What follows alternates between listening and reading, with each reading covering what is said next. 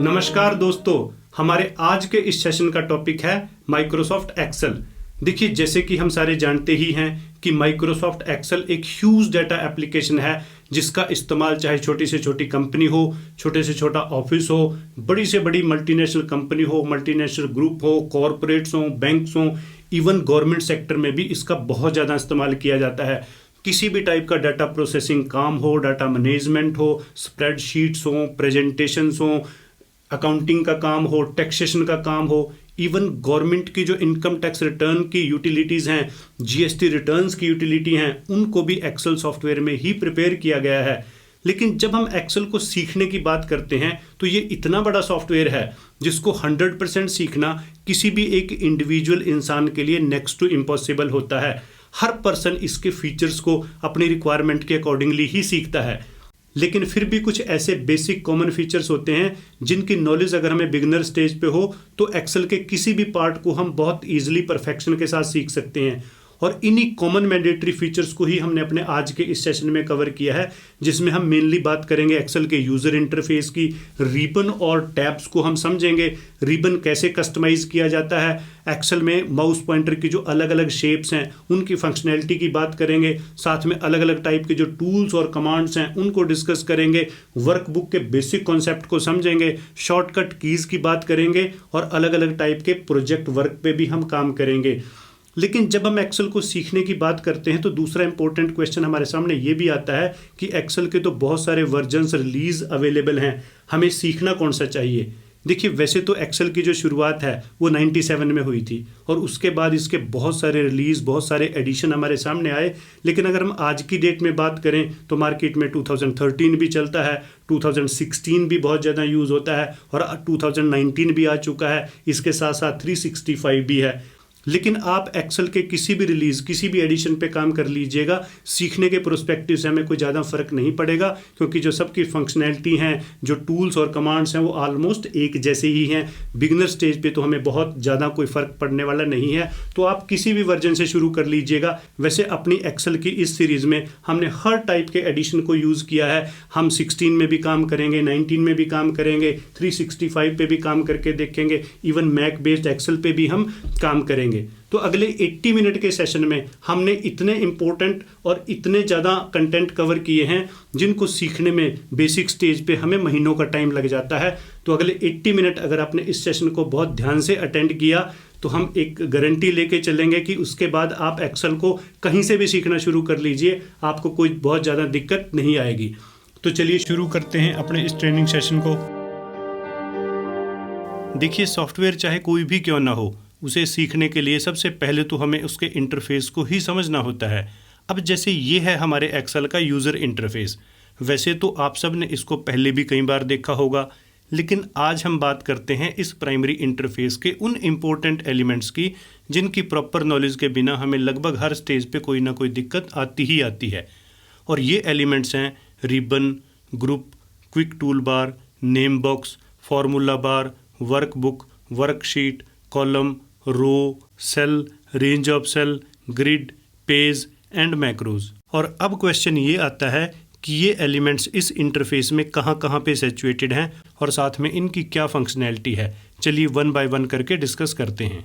अब देखिए, इस प्राइमरी इंटरफेस में ये जो स्ट्रिप्स होती है, इसी स्ट्रिप्स को हम बोलते हैं रिबन, जिसमें हमें दी गई हैं एक्सेल की कमांड टैब्स, जिनको हम अलग अलग टाइप की फंक्शनैलिटी के लिए यूज़ करते हैं। जैसे कि ये होम टैब है, अब इसके सारे टूल नीचे हमें ग्रुप वाइज मिल जाएंगे। उसके बाद इंसर्ट टैब है, जिसके भी टूल हमें नीचे ग्रुप वाइज मिल जाएंगे।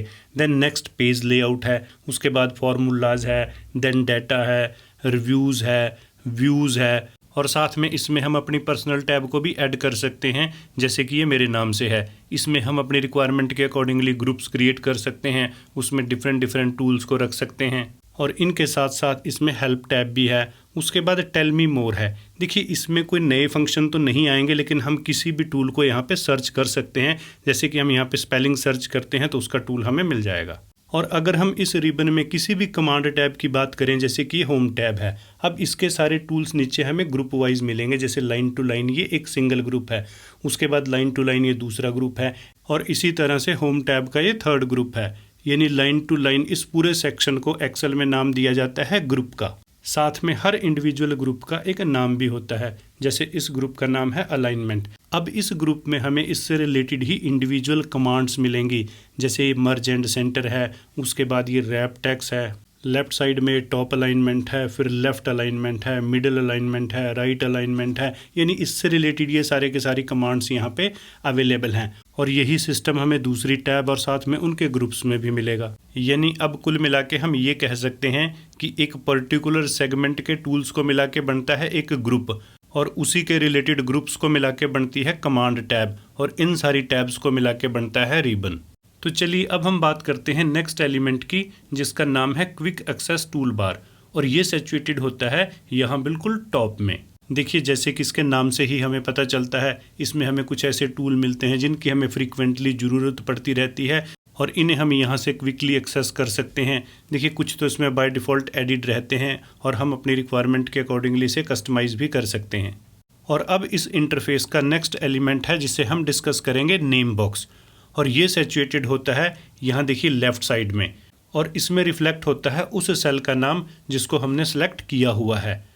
और अगर हम इस इंटरफेस के नेक्स्ट एलिमेंट की बात करें तो वो है फॉर्मूला बार, जो कि हमें मिलेगा नेम बार के जस्ट आगे सेम लाइन में। और अगर हम इसके यूज़ की बात करें तो ये काफ़ी इंपॉर्टेंट एलिमेंट है, क्योंकि इसका यूज़ ना सिर्फ हम किसी भी सेल में कंटेंट डालने के लिए करते हैं, बल्कि हम इसमें नया फार्मूला भी एंटर कर सकते हैं, कॉपी पेस्ट भी कर सकते हैं, और साथ में किसी पर्टिकुलर सेल में जो रिजल्ट आया है उसका सोर्स भी हम इसी में देख सकते हैं। और अब नेक्स्ट एलिमेंट जिसको हम डिस्कस करेंगे वो है वर्कबुक।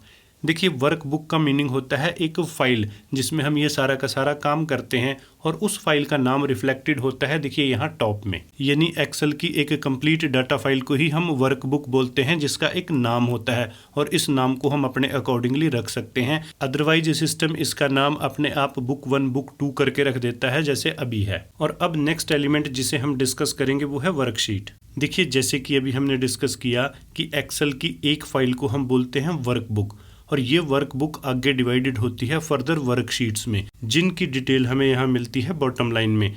देखिए अभी इस वर्कबुक में हमारी कुल 3 वर्कशीट्स क्रिएटेड हैं। हम इनमें से किसी भी शीट को सिलेक्ट करके उसमें काम कर सकते हैं। इसके अलावा अपनी रिक्वायरमेंट के अकॉर्डिंगली और भी इसमें बहुत सारी शीट्स ऐड की जा सकती हैं। यानी एक वर्कबुक की ही आगे स्प्रेड शीट्स को हम वर्कशीट बोलते हैं। और अब हम डिस्कस करते हैं इस इंटरफेस के नेक्स्ट एलिमेंट को, जो कि है कॉलम। देखिए एक वर्कशीट के अंदर सेल्स की जो ये वर्टिकल सीरीज होती है, इसी को ही हम कॉलम बोलते हैं। और हर कॉलम का एक नाम भी होता है, जो कि ABCDEFGH ऐसे करके अल्फ़ाबेटिकली होता है।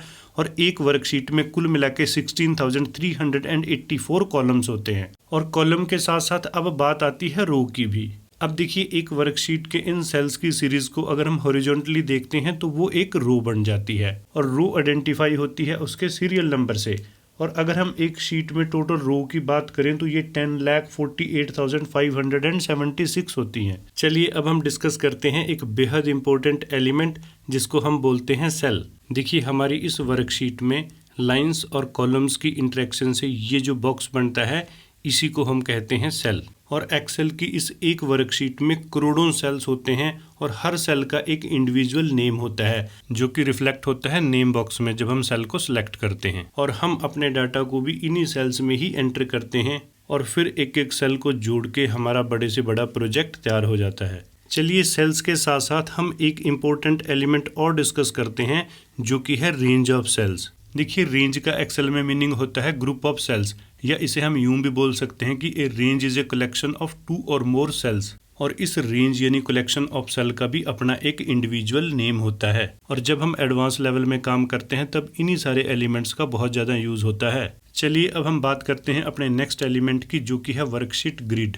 देखिए हमारी इस वर्कशीट में ये जितनी लाइंस होती हैं जिससे कॉलम्स और रोज डिवाइड होते हैं, इसी को हम ग्रिड बोलते हैं। और अगर इसके साथ साथ हम अपने नेक्स्ट एलिमेंट की बात करें, जो कि है पेज, या फिर इसे हम पेज ब्रेक भी बोल सकते हैं। और अगर हम पेज ब्रेक की बात करें, देखिए ये हमारी वर्कशीट को सेपरेट पेजेस में डिवाइड करता है। इसे हम ऐसे डॉटेड लाइन के सेंस में देख सकते हैं। और ख़ास तौर पे इसकी ज़रूरत जब हम किसी डॉक्यूमेंट को प्रिंट करते हैं या फिर PDF फाइल्स में कन्वर्ट करते हैं तब पड़ती है। चलिए अब हम बात करते हैं अपने नेक्स्ट एलिमेंट की, जो कि है मैक्रो। देखिए, अगर हमारे पास कोई ऐसा टास्क है जिसे हमें बार बार रिपीट करने की ज़रूरत पड़ती है तो उसके लिए हम यूज़ करते हैं मैक्रोज, और ये एक्सेल का एक बेहद इंपॉर्टेंट एलिमेंट है जिसका बेहतरीन यूज़ हम अपने एडवांस लेवल में सीखेंगे।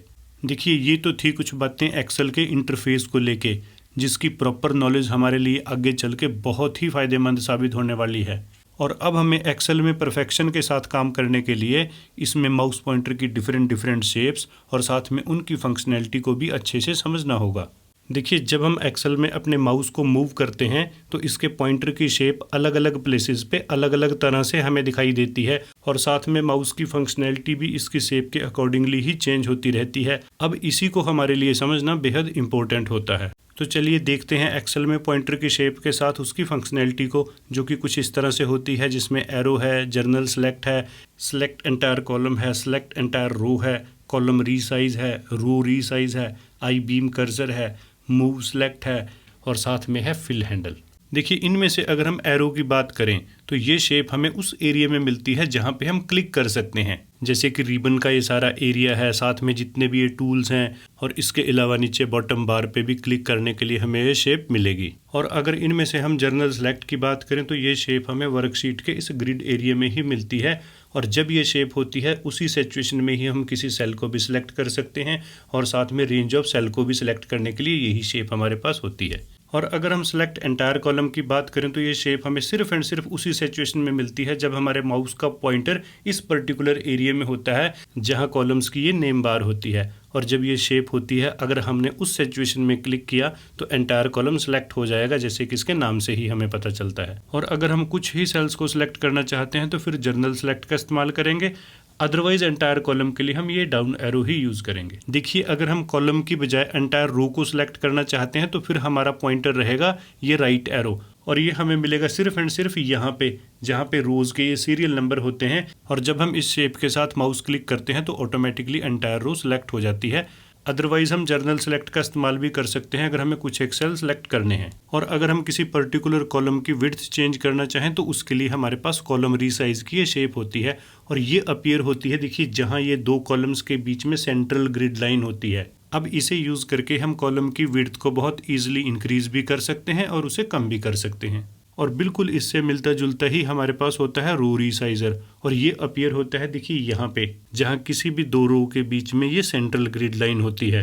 अब इसका यूज़ करके हम बेहद इजीली किसी भी रो की हाइट को कम भी कर सकते हैं और ज़्यादा भी कर सकते हैं। चलिए अब हम बात करते हैं नेक्स्ट पॉइंटर की, जो कि है आई बीम कर्सर। देखिए, एक्सेल के इस एंटायर इंटरफेस में जहाँ जहाँ ये शेप अपीयर होगी वहाँ वहाँ हम कीबोर्ड से टाइप कर सकते हैं, और ये आई बीम हमें फार्मूला बार के साथ साथ जब हम किसी सेल को सिलेक्ट करते हैं वहाँ पे भी मिलता है, और उसके अलावा हमें ये कई टूल बार्स में भी मिलेगा। यानी जिस भी फील्ड में ये अपीयर होगा हम सिर्फ उसी में ही टाइप कर सकते हैं, जैसे कि हम यहाँ पे देख भी सकते हैं। और अब अगर हम अपने नेक्स्ट पॉइंटर की बात करें वो है मूव सिलेक्टेड सेल्स और रेंज ऑफ सेल्स। देखिए, जब हम किसी भी सेल को सिलेक्ट करने के बाद उसके साथ वाली कोई भी ग्रिड लाइन टच करें तो ये शेप अपीयर होती है, और फिर ड्रैग करके हम उसे कहीं पे भी मूव कर सकते हैं। और न सिर्फ इस पॉइंटर से हम किसी इंडिविजुअल सेल को मूव कर सकते हैं, बल्कि रेंज ऑफ सेल को मूव करने के लिए भी हम इसी का इस्तेमाल करते हैं।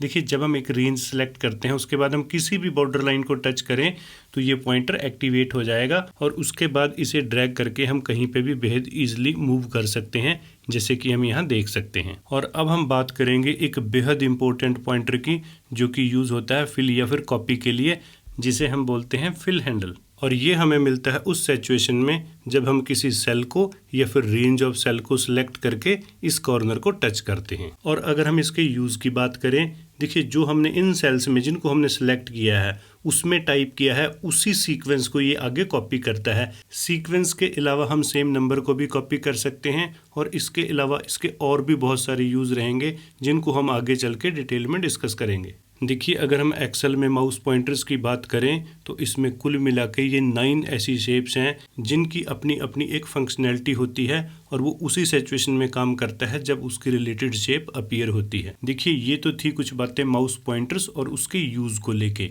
और अब हम डिस्कस करेंगे कि एक्सेल के रिबन को हम अपनी रिक्वायरमेंट के अकॉर्डिंगली कैसे कॉन्फ़िगर कर सकते हैं। देखिए, सॉफ्टवेयर चाहे कोई भी क्यों ना हो, अगर वो हमारी रिक्वायरमेंट और टेस्ट के अकॉर्डिंगली कॉन्फ़िगर्ड है तो उसमें हमारी काम करने की परफॉर्मेंस काफ़ी इंक्रीज़ हो जाती है, और अगर हम एक्सेल की बात करें तो इसमें न सिर्फ रिबन और इन सारे टूल्स को बल्कि बहुत सारी सेटिंग्स को हम अपनी रिक्वायरमेंट के अकॉर्डिंगली कस्टमाइज कर सकते हैं। और उसके लिए सिंपली हमें इस फाइल टैब में जाना होता है। देखिए उसके बाद यहाँ वैसे तो बहुत सारे ऑप्शन हैं जिनको हम बहुत अच्छे से समझते भी हैं, लेकिन कस्टमाइजेशन पर्पज़ से हम क्लिक करेंगे मोर पे एंड देन ऑप्शंस पे। उसके बाद एक्सेल ऑप्शंस की ये स्क्रीन यानी डायलॉग बॉक्स ओपन हो जाएगा, जिसमें यहाँ साइड में हमें कुल मिला के 11 पैनल्स दिखाई देंगे, जिनके अपने अपने इंडिविजुअल ऑप्शंस हैं, अपनी अपनी सेटिंग्स हैं, और हम अपनी रिक्वायरमेंट के अकॉर्डिंगली किसी भी ऑप्शन को यहीं से अनेबल या फिर डिसेबल कर सकते हैं। यानी एक्सेल को कस्टमाइज़ करना कोई बहुत बड़ी रॉकेट साइंस नहीं है, बस इस डायलॉग बॉक्स को ही हमें ओपन करना होता है। उसके बाद ज़्यादातर सेटिंग्स हमें खुद ब खुद समझ में आनी शुरू हो जाती हैं। और अगर हम इस डायलॉग बॉक्स को ओपन करने की बात भी करें, यहाँ फाइल टैब में जाके तो ओपन कर ही सकते हैं। इसके अलावा अगर हम अपने माउस को रिबन के बीच में यहाँ पे कहीं पे भी रख के राइट क्लिक करते हैं, उसके बाद हमें ऑप्शन मिलेगा कस्टमाइज द रिबन, और जैसे ही हम इस पे क्लिक करते हैं हमारी एक्सेल ऑप्शन की ये स्क्रीन ओपन हो जाएगी। देखिए वैसे तो इसमें बहुत सारे ऑप्शंस हैं जिनको खुद से समझने में भी आपको कोई दिक्कत नहीं आएगी, लेकिन फिर भी एक छोटा सा ओवरव्यू हम ले लेते हैं और साथ में रिबन कैसे कस्टमाइज किया जाता है उसे भी समझ लेते हैं। जैसे कि ये इसका जर्नल पैनल है, इसमें सारी बेसिक सेटिंग से रिलेटेड ही बातें हैं। यहाँ स्क्रॉल डाउन करके हम देख सकते हैं बहुत सारे ऑप्शन हैं, लेकिन इनमें से हम किसी एक दो को डिस्कस करते हैं। जैसे कि ये ऑप्शन है कि जब हम नई वर्कबुक क्रिएट करते हैं तब हमारी डिफ़ॉल्ट सेटिंग फॉन्ट्स को लेके क्या रहेगी, यानी इसे हम अपने अकॉर्डिंगली सेट कर सकते हैं। साथ में हम अपने यूज़र नेम को भी सेट कर सकते हैं। और इसके अलावा अगर हम स्टार्टिंग में भी देखें, देखिए जैसे ये एक ऑप्शन है कि जैसे अगर हम मल्टीपल डिस्प्ले यूज़ करते हैं तो उस सिचुएशन में हमें बेस्ट अपीयरेंस चाहिए या बेस्ट कंपेटिबिलिटी। और इसी तरह नेक्स्ट ऑप्शन में हमसे पूछा गया कि हमें मिनी टूल बार चाहिए या नहीं चाहिए। अगर हम इसे सिलेक्ट करके यहाँ पे ओके कर देते हैं तो ये टूल बार एक्टिवेट हो जाएगा। इसका यूज़ कैसे करते हैं, देखिए जब हम किसी भी सेल के कंटेंट को जस्ट सिलेक्ट करेंगे तो मिनी टूल बार यहाँ पे ऑटोमेटिकली आ जाएगा एंड अपनी रिक्वायरमेंट के अकॉर्डिंगली हम यहाँ पे कोई भी सेटिंग कर सकते हैं।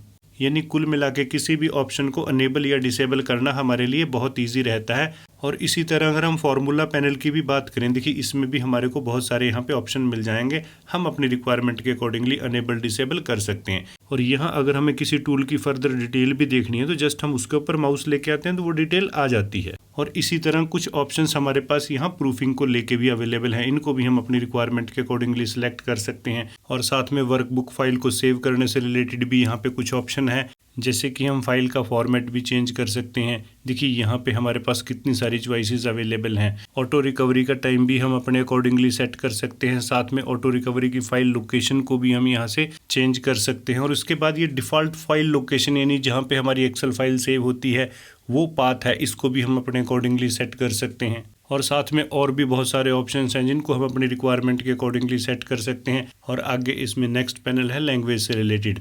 देखिए हमारे इंडिया के अकॉर्डिंगली फ़िलहाल लैंग्वेज सेट है, इसमें अगर हम कोई और लैंग्वेज भी ऐड करना चाहें तो उसे भी कर सकते हैं।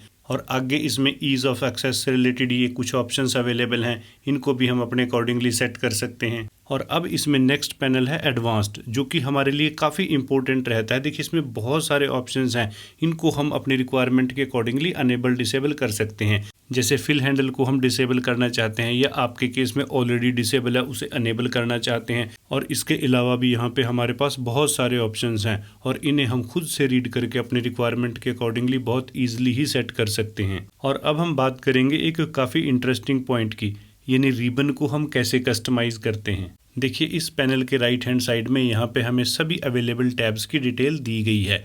और अगर हम इसके लेफ़्ट साइड में देखें तो सभी टूल्स की यानी सभी कमांड्स की डिटेल इसमें मेंशन है। और अब सपोज करो हम अपने रिबन में एक नई टैब ऐड करना चाहते हैं। देखिए उसके लिए हमें सबसे पहले तो वो प्लेस सेलेक्ट करना होगा जहां हमें टैब ऐड करनी है। जैसे सपोज करो यहाँ मैं अपने नाम के साथ साथ आपके लिए एक टैब ऐड करना चाहता हूँ, तो जस्ट मेरे को न्यू टैब पे क्लिक करना है।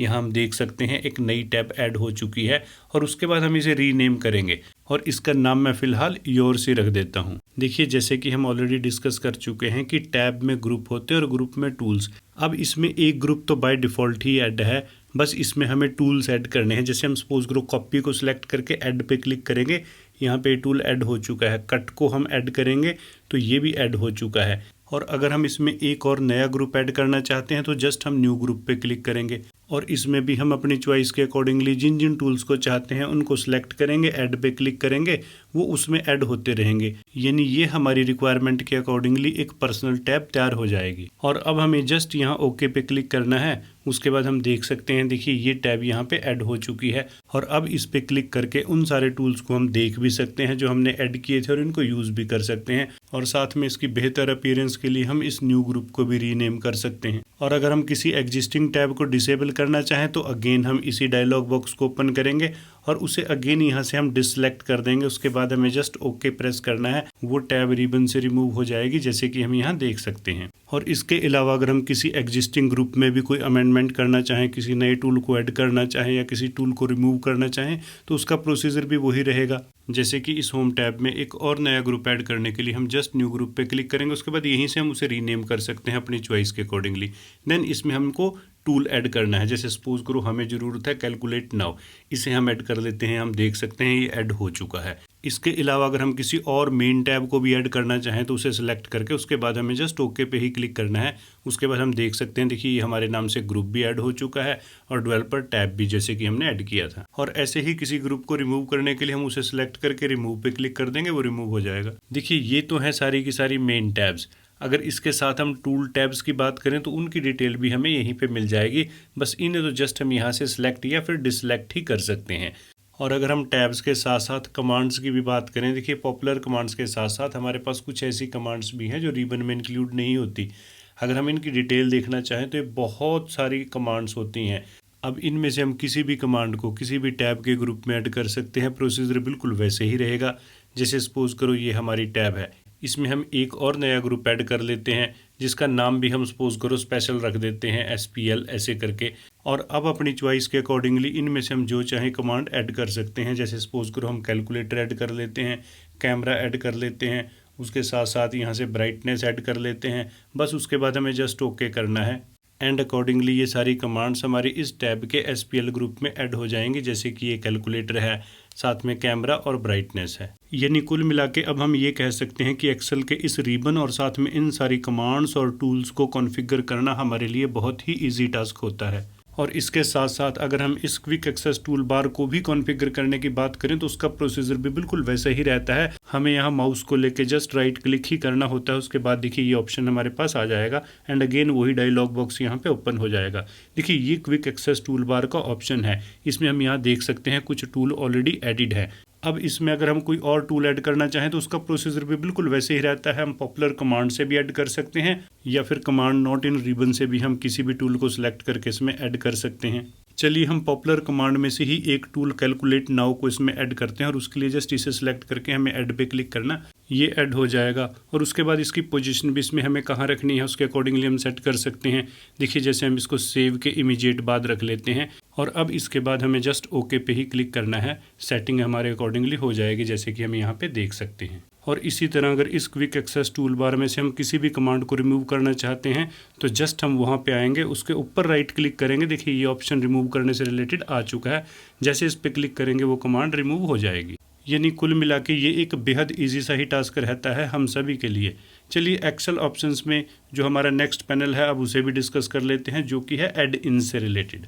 देखिए add in basically third party software होते हैं जिनसे हमें एक्सेल में भी कुछ नए फीचर मिलते हैं और साथ में इन्हीं एड इन्स के जरिए हम एक्सेल को भी दूसरी एप्लीकेशंस के साथ कनेक्ट कर पाते हैं। यानी हमें कौन सा एड इन चाहिए ये सब कुछ हमारी रिक्वायरमेंट पे ही बेस्ड करता है। वैसे कुछ को हम अपने एडवांस लेवल में भी डिस्कस करेंगे। और अब इसमें लास्ट पैनल है ट्रस्ट सेंटर। देखिए इसमें हमारी प्राइवेसी सेटिंग और साथ में सिक्योरिटी से रिलेटेड ही हमें ऑप्शन मिलेंगे। देखिए अब इन सारी सेटिंग्स को देखने के बाद हम बिल्कुल कॉन्फिडेंस के साथ कह सकते हैं कि एक्सेल को कस्टमाइज करना एक बेहद इजी सा ही काम है। इसमें चाहे रिबन की सेटिंग हो, क्विक टूल बार की सेटिंग हो या फिर किसी भी कमांड को अनेबल डिसेबल करना हो। और जब कोई भी सॉफ्टवेयर हमारी रिक्वायरमेंट और टेस्ट के अकॉर्डिंगली कॉन्फ़िगर्ड होता है तो उसमें काम करना हमारे लिए ऑलवेज ईजी ही रहता है। तो चलिए ये तो थे कुछ पॉइंट कस्टमाइजेशन से रिलेटेड। और अब हम बात करेंगे एक्सेल की वर्कबुक से रिलेटेड कुछ बेसिक लेकिन काफ़ी इंपॉर्टेंट पॉइंट्स। देखिए जब हम एक्सेल सॉफ्टवेयर को ओपन करते हैं तो सबसे पहले स्क्रीन कुछ इस तरह से आती है और अब इसमें काम करने के लिए हमें चाहिए होती है एक फ़ाइल जिसे हम बोलते हैं वर्कबुक। किसी एग्जिस्टिंग फाइल को ओपन करने के लिए हम क्लिक करते हैं यहाँ ओपन पे और एक नई फाइल यानी वर्कबुक को क्रिएट करने के लिए हमें जाना होता है न्यू पे। और जब हम एक नई वर्कबुक क्रिएट करते हैं तो हमारे पास कुल मिला के 2 चॉइसेस होती हैं। या तो हम ब्लैंक वर्कबुक क्रिएट करेंगे जिसमें हमें अपने प्रोजेक्ट का डिज़ाइन खुद तैयार करना होता है, या फिर किसी रेडीमेड डिज़ाइन को यूज़ करने के लिए हमें इनमें से किसी टेम्पलेट के साथ ही वर्कबुक को क्रिएट करना होता है। देखिए, जब हम किसी टेम्पलेट को यूज़ करते हैं तो एक बात हमें ख़ास तौर पे ध्यान रखनी चाहिए कि वो टेम्पलेट हमारे प्रोजेक्ट की रिक्वायरमेंट से बिल्कुल मिलता जुलता हो। जो कि हमारी इस लिस्ट में हो तो ठीक है, नहीं तो हम उसे अपने रिक्वायरमेंट के अकॉर्डिंगली यहाँ सर्च भी कर सकते हैं। जैसे सपोज करो बैलेंस शीट बनाने के लिए हम किसी टेम्पलेट को यहाँ पे सर्च करते हैं, उसके बाद हम यहाँ देख सकते हैं। देखिए, यहाँ पे हमारे पास कुछ डिज़ाइंस हमें मिले हैं, जो हमें चाहिए उस पर हम जैसे क्लिक करेंगे तो उसका प्रीव्यू आ जाएगा, और अगर हम यहाँ से क्रिएट करेंगे तो वो डिज़ाइन हमें मिल जाएगा।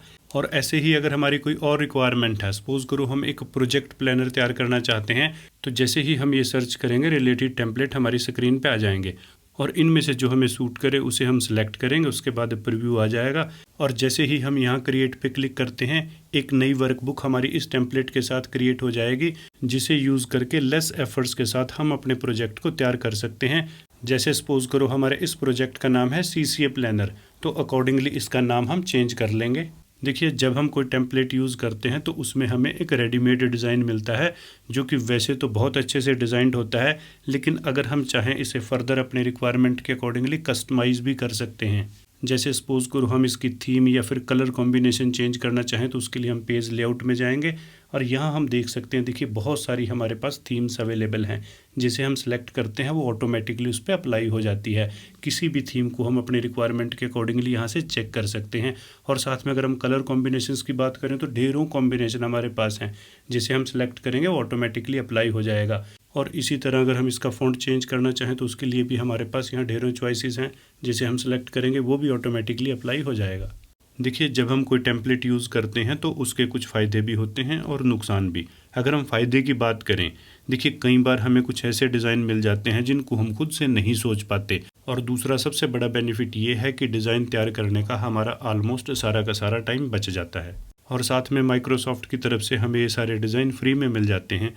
और अगर हम इसके नुकसान की बात करें तो सबसे बड़ा इसका नुकसान यही है कि जो प्रोजेक्ट हमारे दिमाग में होता है, बिल्कुल उससे मिलता जुलता टेम्पलेट मिलना बेहद मुश्किल होता है, और इसी वजह से कई बार हमें अपने प्रोजेक्ट के साथ काफ़ी कंप्रोमाइज़ भी करना पड़ता है। और अगर हम एक्सेल को सीखने के प्रोस्पेक्टिव से बात करें तो सबसे पहले सारा काम हमें खुद ही सीखना चाहिए, तभी एक टेम्पलेट को भी हम अच्छे से यूज़ कर पाएंगे। वैसे भी जब हम एक ब्लैंक वर्कशीट पे काम करते हैं, उससे न सिर्फ हमारी क्रिएटिविटी डेवलप होती है, बल्कि जो हमारा डिज़ाइन होता है वो भी यूनिक होगा। तो चलिए, एक्सेल में काम कैसे होता है ये सीखने के लिए अगेन हम फाइल में चलते हैं और क्रिएट करते हैं एक ब्लैंक वर्कबुक। देखिए, जब हम एक नई ब्लैंक वर्कबुक क्रिएट करते हैं तो उस फाइल का नाम एक्सेल खुद से रखता है बुक 1 बुक 2 ऐसे करके। और अब इसे अपने प्रोजेक्ट के अकॉर्डिंगली रीनेम करने के लिए हम चलेंगे फाइल में या फिर क्लिक करेंगे सेव पे। उसके बाद हमें जाना है सेव एज में, और अब उस पाथ या फिर फोल्डर को हम सेलेक्ट करेंगे जहां हमें फाइल सेव करनी है। जैसे हम डेस्कटॉप को ही सिलेक्ट कर लेते हैं, और यहाँ डॉट से पहले बुक 1 के प्लेस पे हम टाइप करेंगे फाइल का नाम जो हम रखना चाहते हैं। डॉट के बाद तो ये एक्सेल की एक्सटेंशन होती है। चलिए, इस फाइल का नाम हम अपने प्रोजेक्ट के अकॉर्डिंगली ही रख लेते हैं। जैसे कि हम एक्सेल को A to Z सीखना चाहते हैं, इसलिए अपनी फाइल का नाम भी हम लर्न A to Z ही रख लेते हैं। और उसके बाद हमें जस्ट यहाँ सेव पे क्लिक करना है, और अब हम यहाँ देख सकते हैं हमारी इस फाइल यानी वर्कबुक का नाम अकॉर्डिंगली चेंज हो चुका है। देखिए, जैसे कि हम ऑलरेडी भी डिस्कस कर चुके हैं कि एक्सेल की एक वर्कबुक आगे डिवाइडेड होती है स्प्रेडशीट्स में, जिसे हम वर्कशीट का नाम देते हैं। इसमें एक वर्कशीट तो बाय डिफ़ॉल्ट ही होती है, और इसके अलावा हम अपनी रिक्वायरमेंट के अकॉर्डिंगली इसमें ऐड कर सकते हैं। देखिए, बाय डिफ़ॉल्ट तो इनका नाम शीट 1 शीट 2 शीट 3 ऐसे करके होता है, लेकिन हम इसे अपने अकॉर्डिंगली चेंज भी कर सकते हैं। और उसके लिए हम जस्ट यहाँ पे डबल क्लिक करेंगे, उसके बाद जो हमने नाम रखना है उसे हम यहाँ पे टाइप कर देंगे। जैसे कि सपोज करो हम यहाँ पे रख लेते हैं अबाउट वर्कबुक। और अब इसी तरह से हम अपनी नेक्स्ट वर्कशीट का नाम भी प्रोजेक्ट के अकॉर्डिंगली ही रख लेते हैं कमांड। और ऐसे ही इस थर्ड शीट का नाम हम रखते हैं शॉर्टकट। और ऐसे ही जैसे जैसे हमें अपनी रिक्वायरमेंट के अकॉर्डिंगली शीट्स की ज़रूरत पड़ती रहेगी, यहाँ पे हम ऐड करते रहेंगे और उसका नाम अकॉर्डिंगली रखते रहेंगे। देखिए, ना सिर्फ इन वर्कशीट्स को हम रीनेम कर सकते हैं, बल्कि अपनी चॉइस के अकॉर्डिंगली इनमें कलर भी फिलअप कर सकते हैं। और उसके लिए उस वर्कशीट पे हमें जस्ट राइट क्लिक करना होता है, देन हम टैब कलर में जाके जो हमें कलर करना है उसे हम सेलेक्ट करेंगे, अकॉर्डिंगली उसका कलर चेंज हो जाएगा। एंड ऐसे ही जितनी भी हमारी प्रोजेक्ट की वर्कशीट्स हैं हम 1 बाय 1 करके सबका कलर अपनी चॉइस के अकॉर्डिंगली रख सकते हैं। और इसके साथ साथ जब भी हम किसी वर्कशीट पे राइट क्लिक करते हैं हमारे को यहाँ और भी बहुत सारे ऑप्शंस मिलते हैं, इनको भी हम अकॉर्डिंगली यूज़ कर सकते हैं। जैसे सपोज करो हम किसी वर्कशीट को हाइड करना चाहते हैं तो यहाँ जस्ट हम क्लिक करेंगे तो वर्कशीट हाइड हो जाएगी। और ऐसे ही राइट क्लिक करके किसी वर्कशीट को हम डिलीट भी कर सकते हैं। देखिए ये तो थी कुछ बातें वर्कशीट की सेटिंग को लेके। अब इसके साथ साथ किसी भी प्रोजेक्ट को, किसी भी डिज़ाइन को शुरू करने से पहले एक बात और हमें ख़ास तौर पे ध्यान रखनी होती है, जो कि है पेज लेआउट। जैसा कि हम ऑलरेडी भी डिस्कस कर चुके हैं कि एक्सेल की एक वर्कबुक आगे डिवाइडेड होती है कुछ फर्दर वर्कशीट्स में, और एक वर्कशीट को हम डिवाइड कर सकते हैं कुछ पेजेस में। देखिए जब हम किसी डॉक्यूमेंट को प्रिंट करते हैं या फिर उसे पीडीएफ में कन्वर्ट करते हैं तो उस सिचुएशन में पेज लेआउट का बहुत बड़ा रोल रहता है। वैसे तो पेज लेआउट की सेटिंग हम किसी भी स्टेज पे कर सकते हैं, लेकिन एक बार अगर हमने डिज़ाइन तैयार कर दिया और उसके बाद पेज सेटिंग की तो फिर हमें दोबारा अपने डिज़ाइन को पेज के अकॉर्डिंगली सेट करना पड़ेगा, जिसमें हमारे टाइम की बहुत ज़्यादा वेस्टेज होगी। और अगर हम पेज लेआउट को सेट करने की बात करें तो बेहद ईजी सा ही काम है। हमें जस्ट यहाँ पेज लेआउट पे क्लिक करना है, उसके बाद उससे रिलेटेड टूल्स और कमांड्स यहाँ पे ओपन हो जाएंगी। और अब यहाँ पे हमारा सबसे पहला काम रहेगा कि हम पेज साइज़ को यहाँ से सिलेक्ट करें। देखिए हमारे पास यहाँ पे बहुत सारी चॉइसेस हैं।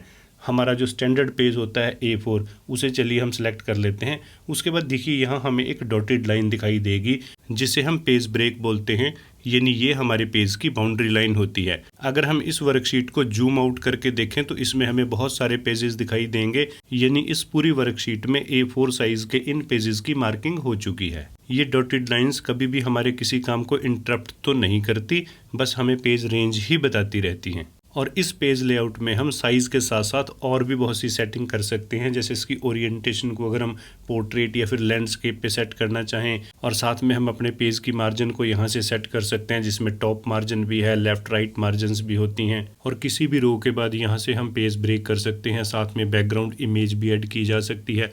और इसके अलावा भी हमें बहुत सारे पेज लेआउट को सेट करने के लिए टूल्स मिल जाएंगे। देखिए जब हम पेज लेआउट की बात करते हैं तो ये तो हमारे पेज का एक नॉर्मल व्यू है, और अगर हम इसके व्यू स्टाइल को चेंज करना चाहें तो उसके ऑप्शन हमें नीचे यहाँ बॉटम में मिलेंगे। जैसे कि ये तो नॉर्मल व्यू है, ये पेज लेआउट है, और साथ में ये पेज ब्रेक प्रीव्यू है। अब इन तीनों ऑप्शंस के साथ हमें स्क्रीन का लेआउट कैसे दिखाई देता है, चलिए उसे भी चेक कर लेते हैं। लेकिन उसके लिए सबसे पहले तो हम यहाँ पे कुछ इन्फॉर्मेशन फिल करते हैं। देखिए ये तो हमारी वर्कशीट का एक नॉर्मल व्यू है, जिसमें पेज ब्रेक के लिए हमें यहाँ पे सिर्फ एक डॉटेड लाइन दिखाई देती है।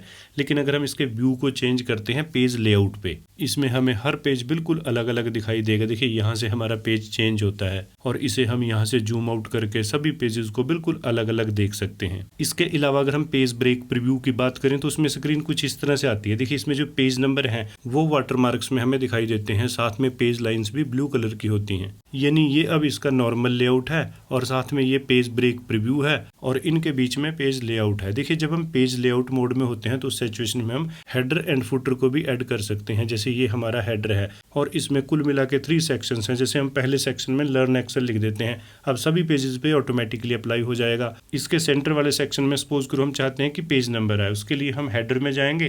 देखिए यहाँ पे हमें बहुत सारी चॉइसेस मिलेंगी। अब अगर हमें यहाँ पे पेज नंबर चाहिए तो हम जस्ट इस पेज नंबर को सिलेक्ट करेंगे, पेज नंबर ऑटोमेटिकली आ जाएगा, और हर पेज पे पेज नंबर अकॉर्डिंगली इंक्रीज होता रहेगा। और ऐसे ही अगर हम इसके थर्ड सेक्शन में करंट डेट चाहते हैं तो उसको भी हम यहीं से सिलेक्ट कर लेंगे, एंड अकॉर्डिंगली सभी पेजेस पे आ जाएगी। यानी हम एक्सेल में अलग अलग तरह से अपनी रिक्वायरमेंट के अकॉर्डिंगली पेज के हेडर को सेट कर सकते हैं। और अगर हम इसमें फुटर की बात करें तो उसका प्रोसीजर भी बिल्कुल वैसे ही रहेगा जैसे कि हमने हेडर को सेट किया है। तो चलिए ये तो थे कुछ इंपॉर्टेंट पॉइंट पेज लेआउट को लेके, और अब हम कुछ इंटरेस्टिंग फैक्ट डिस्कस करते हैं वर्कबुक को लेके। देखिए जैसे कि हम ऑलरेडी भी डिस्कस कर चुके हैं कि एक्सेल की एक वर्कबुक डिवाइड होती है आगे वर्कशीट्स में, और एक वर्कशीट फर्दर डिवाइड होती है सेल्स में, और हर सेल का अपना एक नाम होता है जो कि सिलेक्ट करने पर रिफ्लेक्ट होता है नेम बॉक्स में।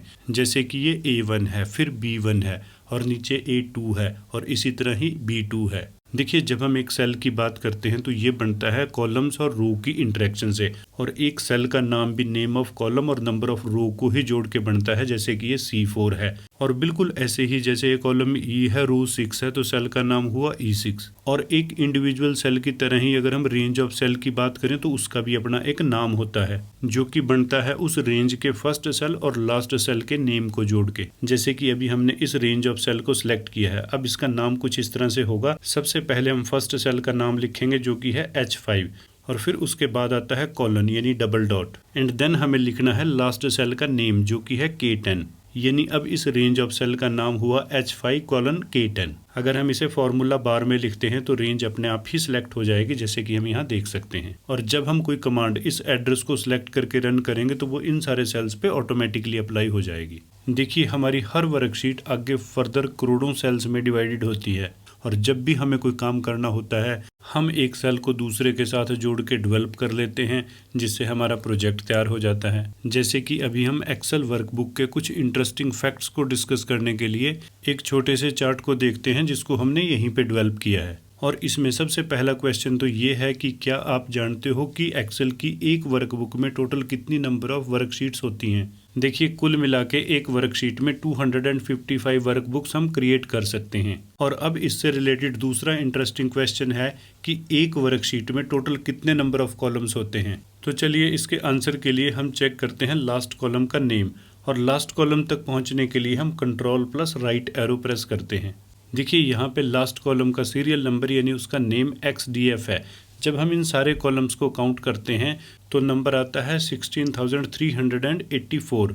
और अब इसके साथ नेक्स्ट इंटरेस्टिंग क्वेश्चन ये भी आएगा कि एक वर्कशीट में टोटल कितनी नंबर ऑफ रोज होती हैं।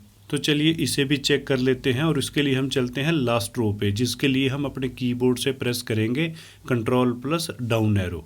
और अब हम यहाँ पे लास्ट रो का सीरियल नंबर देख सकते हैं, जिससे हमें पता चलता है कि एक वर्कशीट में टोटल नंबर ऑफ रो होती हैं 10,48,576। और अब अगर हम ये बात करें कि एक वर्कशीट में टोटल कितने नंबर ऑफ सेल्स होते हैं, अब इसके लिए हमें मल्टीप्लाई करना होगा कॉलम्स को रो के साथ, जिसके लिए हम यहाँ पे फॉर्मूला अप्लाई कर देते हैं। कैलकुलेशन इसमें ऑटोमेटिकली हो जाएगी। और अब जैसे कि हम यहाँ पे देख सकते हैं कि एक वर्कशीट में जो टोटल नंबर ऑफ सेल्स होते हैं वो होते हैं 17,17,98,69,184। और इसी तरह अगर हम एक्सेल की एक कंप्लीट वर्कबुक में टोटल नंबर ऑफ सेल्स की बात करें तो इसे कैलकुलेट करने के लिए हम वर्कशीट्स को टोटल सेल्स के साथ मल्टीप्लाई कर देंगे, और उसके बाद जो रिजल्ट आएगा इसे आप खुद काउंट करके देख लीजिएगा। तकरीबन 4.3 लाख करोड़ से भी ज़्यादा ये सेल हैं। देखिए हमारा जो ये प्रेजेंट चार्ट अभी स्क्रीन पे है इसमें कुल मिला के 96 सेल ही यूज़ हुए हैं। इसे देख के आप आइडिया जरूर लगा सकते हो कि हम इतने बिलियन ट्रिलियन सेल्स के साथ कितने बड़े बड़े प्रोजेक्ट हैंडल कर सकते हैं। तो चलिए अब हम बात करते हैं कि एक्सेल की कमांड्स, टूल्स, फंक्शंस, फार्मूलाज इनको प्रैक्टिकली कैसे यूज़ किया जाता है।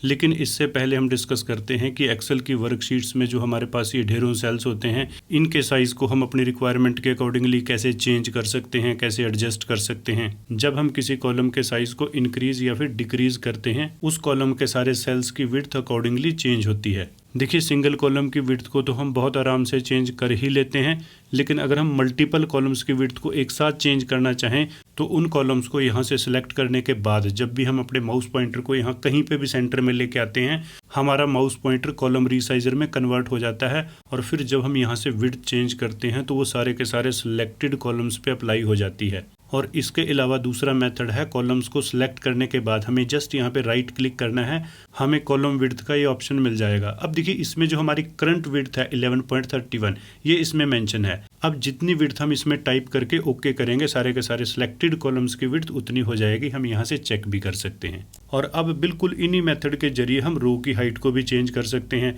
जैसे हम यहाँ पे कुछ रोज को सिलेक्ट कर लेते हैं और फिर उसके बाद जैसे ही हम अपने माउस पॉइंटर को इन लाइनों के सेंटर में लेके आते हैं रो रीसाइजर एक्टिवेट हो जाएगा, और जब हम किसी भी रो की हाइट को चेंज करेंगे उससे सारी सिलेक्टेड रोज की हाइट चेंज हो जाएगी। और ऐसे ही अगर हम कुछ रो को सिलेक्ट करके यहाँ पे राइट क्लिक करते हैं तो रो हाइट का ये ऑप्शन हमें यहाँ पे मिल जाएगा। अब जितनी वैल्यू हम इसमें एंटर करके ओके करेंगे हमारी रो की हाइट अकॉर्डिंगली एडजस्ट हो जाएगी। लेकिन अगर हमें ये आइडिया नहीं है कि हमें रो या फिर कॉलम का साइज कितना चाहिए होगा, उस सिचुएशन में हम पहले कंटेंट को टाइप कर सकते हैं और फिर उन सारे कॉलम्स को हम सिलेक्ट करेंगे जिनमें हमारा कंटेंट है, एंड देन हमें माउस पॉइंटर को यहाँ पे लेके कॉलम रीसाइजर को एक्टिवेट करना है। उसके बाद डबल क्लिक करना है, जिससे कॉलम का साइज कंटेंट के अकॉर्डिंगली ऑटोमेटिकली एडजस्ट हो जाएगा। लेकिन जब हम ऑटोमेटिक रीसाइजर यूज़ करते हैं तो हमारे पास ज़रा सा भी एक्स्ट्रा स्पेस नहीं होता, लेकिन किसी भी कॉलम की विड्थ को हम अगेन मैन्युअली जरूर चेंज कर सकते हैं। और अब अगर हम किसी कॉलम को डिलीट करना चाहें तो उस कॉलम को सिलेक्ट करेंगे, देन हमें राइट क्लिक करना है, डिलीट का हमें ऑप्शन मिल जाएगा। और अगर हमें कोई कॉलम बीच में इंसर्ट करना है तो अगेन हम राइट क्लिक करेंगे, इंसर्ट का हमें ऑप्शन मिल जाएगा। इसके अलावा अगर हम मल्टीपल कॉलम्स को इंसर्ट करना चाहते हैं तो उतने कॉलम्स को हम यहाँ से सिलेक्ट करेंगे, उसके बाद हमें राइट क्लिक करना है एंड देन इंसर्ट पे क्लिक करने से उतने कॉलम यहाँ पे ऐड हो जाएंगे। और ऐसे ही अगर हमें मल्टीपल कॉलम्स को डिलीट करना है, उन्हें भी हम सेलेक्ट करके राइट क्लिक करके इस कमांड को यूज़ कर सकते हैं। और यहाँ पे जितनी ये कमांड्स हम कॉलम के लिए यूज़ करते हैं वो सारी की सारी कमांड्स हम रोज़ पे भी अप्लाई कर सकते हैं। उन्हें इकट्ठा सेलेक्ट करके इंसर्ट भी कर सकते हैं, डिलीट भी कर सकते हैं। देखिए, अब हमें यहाँ पे एक इम्पोर्टेंट बात और समझनी है कि जब हम किसी कॉलम की विड्थ चेंज करते हैं या फिर किसी रो की हाइट एडजस्ट करते हैं, उस सिचुएशन में उस कॉलम या फिर रो में आने वाले सभी सेल्स पे वो अप्लाई होती है। लेकिन अगर हम किसी पर्टिकुलर सेल की ही विड्थ इंक्रीज करना चाहते हैं, उसके लिए हम 2 या फिर उससे ज़्यादा सेल्स को एक साथ मर्ज कर सकते हैं। बस हमें उन सेल्स को सिलेक्ट करना है और उसके बाद हमें अलाइनमेंट ग्रुप में 2 कमांड्स मिलेंगी, एक मर्ज एंड सेंटर और एक मर्ज अक्रॉस। इनमें से जब हम मर्ज एंड सेंटर को यूज़ करते हैं तो कॉलम मर्ज होने के साथ साथ इसमें आने वाला कंटेंट भी ऑटोमेटिकली सेंटरली अलाइन हो जाएगा। और इसी तरह अगर हम किसी पर्टिकुलर सेल की हाइट इंक्रीज करने के लिए मर्ज करना चाहते हैं तो उसे रो की डायरेक्शन में हम सेलेक्ट करेंगे एंड देन मर्ज सेल, इस कमांड को हम यूज़ करेंगे। देखिए, हम यहाँ पे जितने चाहे सेल्स को आपस में एक साथ मर्ज कर सकते हैं। और अब सेल्स के मर्ज होने के बाद क्वेश्चन ये पैदा होता है कि जो हमारा बिगर साइज सेल क्रिएट हुआ है, इसका नाम क्या होगा। देखिए, इस सेल का नाम इस ग्रुप के पहले सेल का ही नाम होता है, यानी बाकी सारे सेल फर्स्ट सेल में ही मर्ज हो जाते हैं। तो चलिए अब हम कुछ बातें डिस्कस करते हैं इन सेल्स में कंटेंट को फिल करने से रिलेटेड। देखिए, सबसे पहले तो हम अपने कंटेंट को 2 बेसिक कैटेगरी में डिवाइड कर सकते हैं, एक टेक्स्ट और दूसरा नंबर्स। और इन दोनों ही कैटेगरी में एक्सेल का बिहेवियर भी काफ़ी हद तक डिफरेंट होता है। जैसे अगर हम किसी सेल में कोई टेक्स्ट टाइप करते हैं तो बाय डिफ़ॉल्ट वो लेफ्ट अलाइन होता है, लेकिन अगर हम चाहें तो उसे सेंटर अलाइन, राइट अलाइन और इसके साथ साथ मिडल अलाइन, अपर अलाइन भी सेट कर सकते हैं। और यहीं से हम फॉन्ट का साइज, फॉन्ट का टाइप और साथ में कलर को भी अपनी चॉइस और रिक्वायरमेंट के अकॉर्डिंगली सेट कर सकते हैं। इवन अगर हम इसे किसी भी डायरेक्शन में रोटेट करना चाहें तो उसके लिए भी हमारे पास यहाँ पे बहुत सारे ऑप्शंस अवेलेबल हैं। देखिए, सारी की सारी बहुत बेसिक कमांड्स हैं जिनको ज़्यादातर पर्सन्स ऑलरेडी जानते भी हैं। MS वर्ड में भी हमें सेम मिलती हैं, पावर पॉइंट में भी बिल्कुल ऐसा ही रहता है। और अगर हम यहाँ पे कंटेंट या फिर फॉर्मेट में से कुछ क्लियर करना चाहें तो एडिटिंग ग्रुप में हमें बहुत कमाल का ये क्लियर टैब मिलेगा, जिसमें कई सारे अलग अलग टूल्स अवेलेबल हैं। जैसे कि अगर हम क्लियर ऑल पे क्लिक करते हैं तो सिलेक्टेड सेल में न सिर्फ कंटेंट बल्कि सारा फॉर्मेट भी क्लियर हो जाएगा। और ऐसे ही अगर हम सिर्फ फॉर्मेट क्लियर करना चाहें तो उसके लिए हमारे पास ये टैब अवेलेबल है। इसके अलावा हम सिर्फ कंटेंट को, कमेंट या फिर हाइपरलिंक को भी यहीं से क्लियर कर सकते हैं। देखिए, जैसे कि अभी हमने डिस्कस किया कि जब भी हम कोई टेक्स्ट किसी सेल में टाइप करते हैं, बाय डिफ़ॉल्ट तो वो लेफ्ट अलाइन होता है, उसके बाद हम उसे जैसे चाहे एडजस्ट कर सकते हैं। और अगर हम नंबर्स की बात करें तो बाय डिफ़ॉल्ट वो राइट अलाइन होते हैं, उसके बाद उसे भी हम लेफ्ट या फिर सेंटर अलाइन कर सकते हैं। देखिए, जब हमारे किसी सेल में इन्फॉर्मेशन फिलअप होती है, चाहे वो टेक्स्ट हो, नंबर्स हो या फिर फॉर्मूला हो, और उस कंटेंट को अगर हम आगे फर्दर सेल्स में कॉपी करना चाहें तो हमारे पास सबसे बड़ा टूल होता है फिल हैंडल। और इस फिल हैंडल टूल को यूज़ करने के लिए हम सेल्स को सिलेक्ट करने के बाद जैसे ही अपने माउस को इस राइट कॉर्नर पे लेके आते हैं तो ये प्लस का सिंबल ही हमारा फिल हैंडल होता है। और इसके जरिए हम सिलेक्टेड इन्फॉर्मेशन को किसी भी डायरेक्शन में जितने चाहे सेल्स में कॉपी कर सकते हैं। और जब हम फिल हैंडल से खास तौर पे नंबर्स को कॉपी करते हैं, उसके लिए भी हमारे पास कई सारी चॉइसेस हैं, जिसके लिए हमें करना सिर्फ इतना है, फिल हैंडल से कॉपी करने के बाद अगेन हम इस राइट लोअर कॉर्नर पे आएंगे जहां पे हमें ये स्मॉल प्लस का सिंबल दिखाई देगा और इस पे क्लिक करने से हमें मिलेंगे ये auto fill options. By default तो इसमें फिल सीरीज सिलेक्टेड है, लेकिन अगर हम इसे चेंज करते हैं, जैसे कॉपी सेल्स करते हैं, तो इसमें हम देख सकते हैं, देखिए 1 2 3 1 2 3 इसी सीक्वेंस में ये कॉपी होगा। लेकिन जब हम फिल सीरीज ऑप्शन के साथ जाते हैं तो जो सीरीज हमारे सिलेक्टेड सेल्स में होती है वही आगे कंटिन्यू होगी। जैसे सपोज करो हम 2 और 4 के सीक्वेंस को सिलेक्ट करके कॉपी करते हैं तो आगे भी ये इसी सीक्वेंस में कॉपी होगा, जैसे कि यहाँ पे 6 और 8 हम देख सकते हैं। और इसके अलावा कुछ और ऑटोफिल ऑप्शंस भी यहाँ पे अवेलेबल हैं, जैसे with formatting, without formatting, flash fill. इन्हें भी आप खुद से ट्राई करके देख सकते हो। साथ में इस नंबर सीरीज को भी अगर हम लेफ्ट लाइन, सेंटर लाइन करना चाहें तो इसका प्रोसीजर भी वही रहेगा। और बिल्कुल नंबर सीरीज की तरह ही हम टेक्स्ट को भी फिल हैंडल यूज करके उसी सीक्वेंस में कॉपी कर सकते हैं। जैसे अभी यहाँ पे हमने 3 सिटीज के नाम को टाइप किया है। अब अगर हम इन सारों को एक साथ सेलेक्ट करके कॉपी करते हैं तो इसी सीक्वेंस में ये कॉपी होते चले जाएंगे। लेकिन अगर हम सिंगल सेल को सिलेक्ट करते हैं तो फिर सिर्फ वही कॉपी होगा। और साथ में टेक्स्ट के केस में भी जब हम ऑटोफिल की बात करेंगे तो कई सारे ऑप्शन हमें यहाँ मिल जाएंगे। यानी एक्सेल के सबसे इम्पोर्टेंट टूल्स में से एक है फिल हैंडल। तो चलिए अब हम बात करते हैं एक्सेल के एक और बेहद इम्पोर्टेंट एस्पेक्ट की, यानी हम डिस्कस करेंगे फॉर्मूलाज एंड फंक्शंस को। देखिए, जब हम एक्सेल में फॉर्मूले की बात करते हैं तो वो एक नॉर्मल मैथमेटिकल इक्वेशन ही होती है जिसे हम अपनी रिक्वायरमेंट के अकॉर्डिंगली खुद डेवलप करते हैं मैथमेटिकल सिंबल्स के साथ। और अगर हम फंक्शंस की बात करें तो ये प्री डिफाइंड फॉर्मूले होते हैं एक्सेल में। वैसे अपने इस सेशन में आगे चल के इनका प्रैक्टिकली यूज हम काफी डिटेल में डिस्कस करने वाले हैं। देखिए, जब हम किसी सेल में चाहे टेक्स्ट टाइप करें या फिर कोई नॉर्मल नंबर, वो हमें फॉर्मूला बार में एज इट इज ही दिखाई देता है। लेकिन इसके अलावा जब हम कोई फॉर्मूला यूज करते हैं तो सेल में तो उसकी वैल्यू हमें कैलकुलेशन के बाद दिखाई देती है, जबकि हमें फॉर्मूला दिखाई देता है फॉर्मूला बार में। और अब यहाँ पे सबसे इंपॉर्टेंट क्वेश्चन तो ये है कि फॉर्मूला हम लिखते कैसे हैं, यानी फॉर्मूला कैसे डेवलप किया जाता है और कैसे हम इसे यूज करते हैं। देखिए, जैसे ही हम किसी सेल में या फिर फॉर्मूला बार में इज इक्वल टू का सिंबल टाइप करते हैं, फॉर्मूला एक्टिवेट हो जाता है। और फिर उसके बाद जो हम मैथमेटिकल या फिर लॉजिकल इक्वेशन टाइप करते हैं वही हमारा फॉर्मूला बन जाता है। जैसे कि यहाँ हमने इज इक्वल टू 50 + 50 लिखा है और फिर इसका रिजल्ट हम सेल में देख सकते हैं, जबकि इसका जो सोर्स है यानी फॉर्मूला है वो हमें फॉर्मूला बार में दिखाई देगा। हम यहाँ पे कोई भी इक्वेशन मैथमेटिकल सिंबल्स को यूज करते हुए लिख सकते हैं इज इक्वल टू के बाद है। जैसे हम यहाँ पे 100 × 2 लिखते हैं तो रिजल्ट आ जाएगा। और ऐसे ही आप इज इक्वल टू 500 / 5 लिख दीजिए, आप इज इक्वल टू 600 and -500 लिख दीजिए। देखिए, न सिर्फ हम नंबर्स के बीच में मैथमेटिकल सिंबल यूज कर सकते हैं, बल्कि सेल्स के साथ भी हम मैथमेटिकल सिंबल यूज करके फॉर्मूला अप्लाई कर सकते हैं। जैसे कि सपोज करो हम एक सेल में लिखते हैं 60 और दूसरे सेल में लिखते हैं 40। अब इन दोनों सेल्स के नंबर्स को ऐड करने के लिए हम एक फॉर्मूला लिखते हैं, जिसके लिए हम इक्वल टू के बाद पहले सेल का नाम टाइप करेंगे। वैसे जब हम इसे सिलेक्ट करते हैं तो यहाँ पे ऑटोमेटिकली टाइप हो जाता है। उसके बाद सिंबल एंड देन हम दूसरे सेल का नाम टाइप करेंगे या फिर उसे सिलेक्ट करेंगे। और इस तरह से हमारा ये फॉर्मूला बन चुका है is equal to D7 + E7। हम किसी भी मैथमेटिकल सिंबल को यूज कर सकते हैं मल्टीपल सेल्स के बीच में, जैसे कि हम D8 में से E8 को माइनस कर देते हैं, या फिर ऐसे ही D9 को E9 के साथ मल्टीप्लाई कर देते हैं। यानी हम जो चाहे मैथमेटिकल सिंबल यूज कर सकते हैं बिटवीन द सेल्स। देखिए, अब अगर हम यहाँ पे कॉलम नंबर F को देखते हैं तो सभी सेल्स में हमें वैल्यू तो 100 दिखाई देगी, लेकिन इसके पीछे का जो सोर्स है वो अलग अलग है। उसे हम फॉर्मूला बार में देख सकते हैं। जैसे कि यहाँ पे 50 + 50 है, यहाँ पे 50 × 2 है। यानी ये जो इक्वेशन अभी हमने टाइप की ये एक्सेल का फॉर्मूला कहलाता है। और जब हम एक्सेल में फंक्शंस की बात करते हैं तो वो प्री डिफाइंड फॉर्मूले होते हैं। लेकिन अगेन क्वेश्चन तो वही है कि इसे हम यूज कैसे करेंगे। देखिए, फंक्शन को यूज करने के लिए भी सबसे पहले तो हमें इज इक्वल टू टाइप करना है, और फिर अगर तो हमें पता है फंक्शन को हम यहाँ पे टाइप करेंगे, या फिर फंक्शन को इंसर्ट करने के लिए हम यहाँ FX पे क्लिक करेंगे, जिससे फंक्शंस की लिस्ट यहाँ पे आ जाएगी। अब इसमें से जैसे कि हम सम को सिलेक्ट करके ओके कर देते हैं, और फिर वो रेंज ऑफ सेल हम सेलेक्ट करेंगे या टाइप करेंगे जिसका हमें सम करना है। एंड देन यहाँ पे हम देख भी सकते हैं हमारा प्री डिफाइंड फॉर्मूला यानी फंक्शन अप्लाई हो चुका है। देखिए, अगर हम किसी फंक्शन को इंसर्ट करने के बजाय जस्ट यहाँ पे टाइप भी कर देते हैं तो भी वो अप्लाई हो जाएगा। जैसे कि हम यहाँ पे इज इक्वल टू के बाद सम टाइप करेंगे एंड देन हमें ब्रैकेट में रेंज ऑफ सेल डिफाइन करनी है। वैसे अगर हम सम के बाद जस्ट टैब भी प्रेस करते हैं तो ओपन ब्रैकेट ऑटोमेटिकली शुरू हो जाती है। एंड देन या तो हम रेंज को सिलेक्ट करेंगे या फिर रेंज ऑफ सेल का नाम टाइप करेंगे,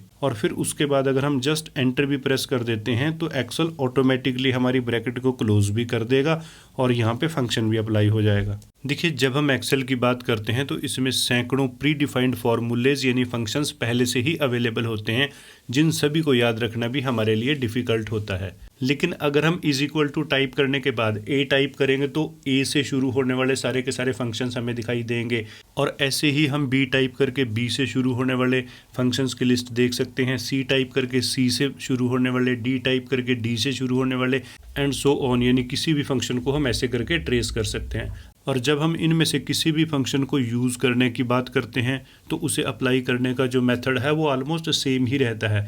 जैसे सपोज करो हम यहाँ से एक फंक्शन सेलेक्ट करते हैं काउंट, उसके बाद हम वो रेंज ऑफ सेल सेलेक्ट करेंगे जिसके कंटेंट वाले सेल्स को हम काउंट करना चाहते हैं, एंड देन यहाँ पे हम रिजल्ट देख सकते हैं।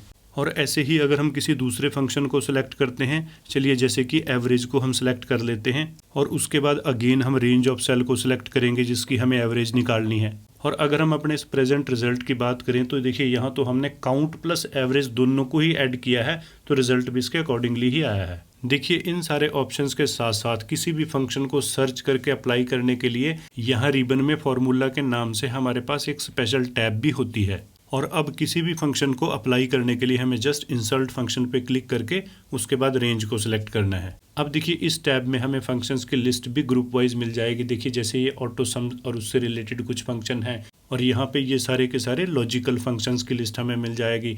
इसी तरीके से लुकअप एंड रेफरेंस से रिलेटेड हमारे पास ये सारे के सारे फंक्शंस हैं, और ऐसे ही ये मैथमेटिकल फंक्शंस हैं। इसके अलावा यहाँ पे हम देख सकते हैं बहुत सारी टैब्स हमें यहाँ पे फंक्शन से रिलेटेड मिल जाएंगी। यानी अब कुल मिला के हम ये कह सकते हैं कि फॉर्मूला तो हमें खुद से लिखना होता है, जबकि फंक्शन एक प्री डिफाइंड यानी रेडीमेड फॉर्मूला ही होता है।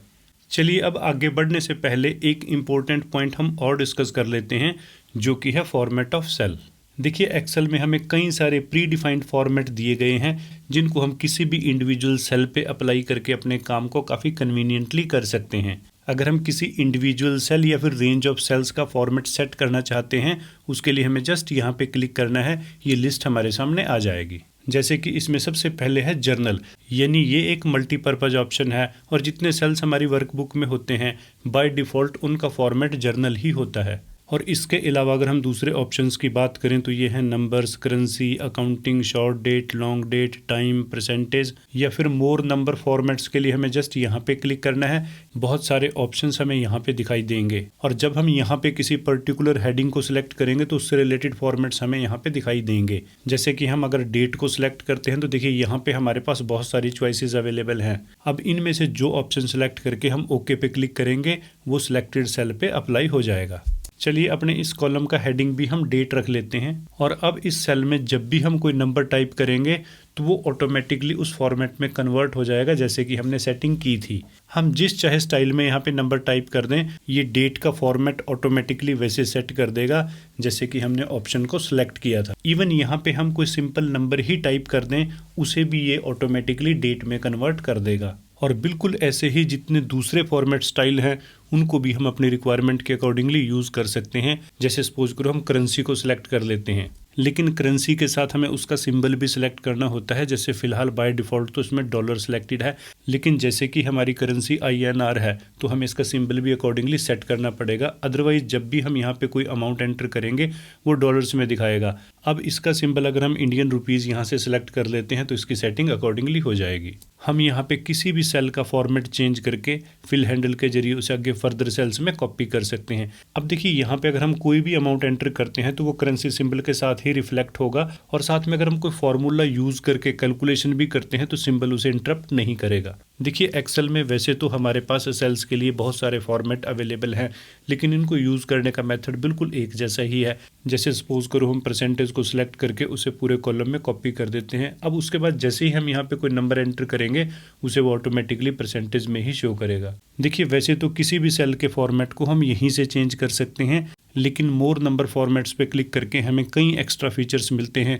चाहे वो नंबर्स हो, इसमें हम डेसिमल के साथ साथ नेगेटिव नंबर्स की सेटिंग माइनस सिंबल के साथ रेड कलर या फिर ब्रैकेट में से सेट कर सकते हैं, और सेम सेटिंग हम करेंसी ऑप्शन में भी कर सकते हैं। अकाउंटिंग में भी हम डेसिमल प्लेस और सिंबल्स को चेंज कर सकते हैं। डेट के हमारे पास बहुत सारे यहाँ पे फॉर्मेट्स अवेलेबल हैं, साथ में टाइम के भी बहुत सारे ऑप्शंस अवेलेबल हैं। इसी तरह परसेंटेज में भी हम डेसिमल प्लेस चेंज कर सकते हैं, फ्रैक्शन वैल्यू को सेट कर सकते हैं, साइंटिफिक बेसिक में भी सेटिंग कर सकते हैं, टेक्स्ट में भी, स्पेशल में भी, इवन हमारे पास कस्टम ऑप्शन भी अवेलेबल है। वैसे तो यहाँ पे हमें बहुत सारे चॉइसेस मिलेंगे, लेकिन इसके रिजल्ट को टेस्ट करने का एक सिंपल सा मेथड है।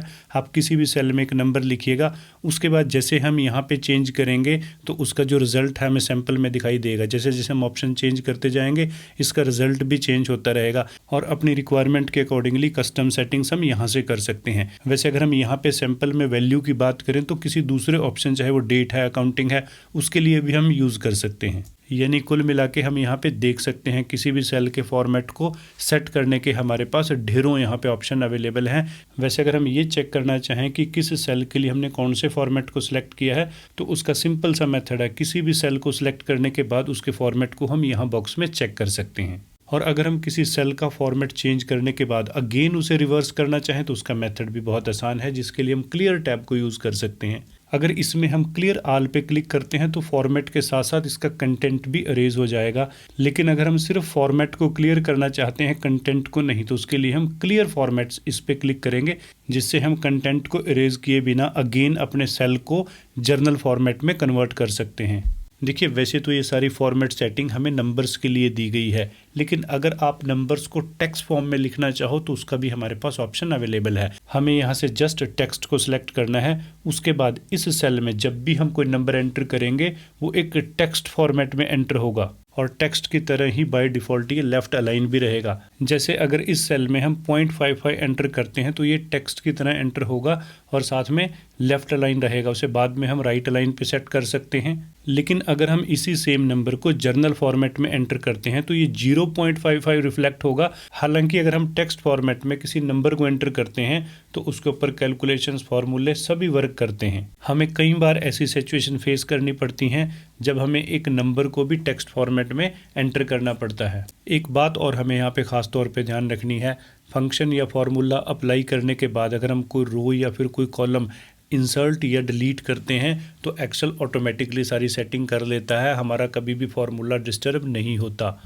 जैसे अगर हम यहाँ पे एक और कॉलम को इंसर्ट करते हैं तो उसके बाद हम देख सकते हैं हमारी कैलकुलेशन डिस्टर्ब नहीं हुई, यहाँ पे ऑटोमेटिकली सेल्स के जो नाम हैं फार्मूले में वो भी चेंज हो चुके हैं। और ऐसे ही अगेन इस कॉलम को डिलीट करने के बाद अगर हम यहाँ पे फार्मूला चेक करते हैं तो उसमें सेल्स के नाम ऑटोमेटिकली अगेन एडजस्ट हो चुके हैं। तो कुल मिला के ये कुछ बेसिक पॉइंट्स थे कमांड, फार्मूला, फंक्शंस और सेल के फॉर्मेट्स को लेके। और अब हम एक छोटे से प्रैक्टिकल के जरिए समझते हैं कि बेसिक कमांड्स, टूल्स और फार्मूलेज को कैसे यूज़ किया जाता है, जिसके लिए हम ये चार्ट बना के देखेंगे जिसमें हमने टेस्ट और one day international cricket record show किए हैं इंडिया, पाकिस्तान, ऑस्ट्रेलिया और इंग्लैंड टीम के। तो चलिए स्टेप बाय स्टेप देखते हैं ये छोटा सा खूबसूरत चार्ट हमने कैसे तैयार किया है। सबसे पहले तो हम हेडिंग के लिए बी से लेके के तक यानी कुल मिला के टोटल 10 कॉलम्स को मर्ज एंड सेंटर करते हैं। जैसे कि यहाँ पे हम अगेन देख सकते हैं ये चार्ट कुल मिला के 10 कॉलम्स को यूज करके बनाया गया है। और अब हम टाइटल के लिए फर्स्ट रो की हाइट को रिक्वायरमेंट के अकॉर्डिंगली इंक्रीज कर लेते हैं, और फिर इसमें जो हमारा टाइटल है cricket records in the test and one day international as of March 21, इसे टाइप करके इसे मिडल अलाइन भी कर देते हैं और साथ में इसका फॉन्ट इंक्रीज कर देते हैं, कलर चेंज कर देते हैं, साथ में इसे बोल्ड भी कर देते हैं।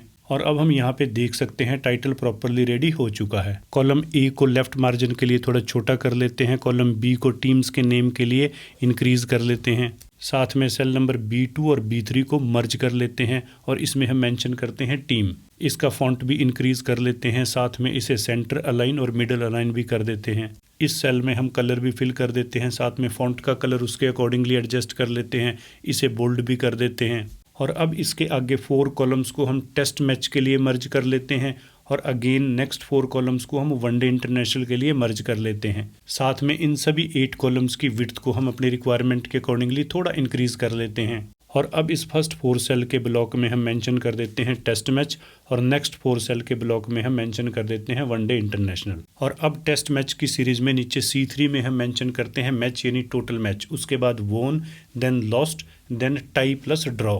और अब हम इसे सिलेक्ट करके फिल हैंडल यूज़ करके वनडे इंटरनेशनल में भी कॉपी कर देते हैं। वैसे वनडे मैच में हम ड्रॉ की बजाय नो रिजल्ट यूज़ करते हैं तो उसके लिए हम NR लिख देते हैं। और अब हम टेस्ट मैच और वनडे इंटरनेशनल इन टाइटल्स को और थोड़ा ब्यूटीफाई करते हैं, इनके फॉन्ट को इंक्रीज करते हैं, इसमें हम बैकग्राउंड कलर फिल करते हैं और साथ में फॉन्ट के कलर को भी अकॉर्डिंगली चेंज कर लेते हैं। और हेडिंग्स को मिडिल अलाइन भी कर देते हैं। और अब हम यहाँ लास्ट में बोन परसेंटेज टाइटल को शो करने के लिए K2 और K3 सेल को मर्ज कर लेते हैं और साथ में जो हमारा टाइटल है उसे हम यहाँ पे टाइप करके इसे middle align, central align, bold, font size, background colour, font colour accordingly change कर देते हैं। और अब इसमें आगे जो हमारी नेक्स्ट 4 रोज़ हैं जिसमें हम अपना डाटा फिलअप करेंगे, उनकी थोड़ी हाइट हम अपनी रिक्वायरमेंट के अकॉर्डिंगली इंक्रीज कर लेते हैं। तो चलिए सबसे पहले तो जो हमारी 4 टीम्स हैं, India, Pakistan, Australia and England, इसे हम यहाँ मेंशन करते हैं जिसका हम डाटा अभी फिलअप करेंगे। साथ में इनका हम फॉन्ट भी इंक्रीज कर लेते हैं, इसे बोल्ड भी कर देते हैं,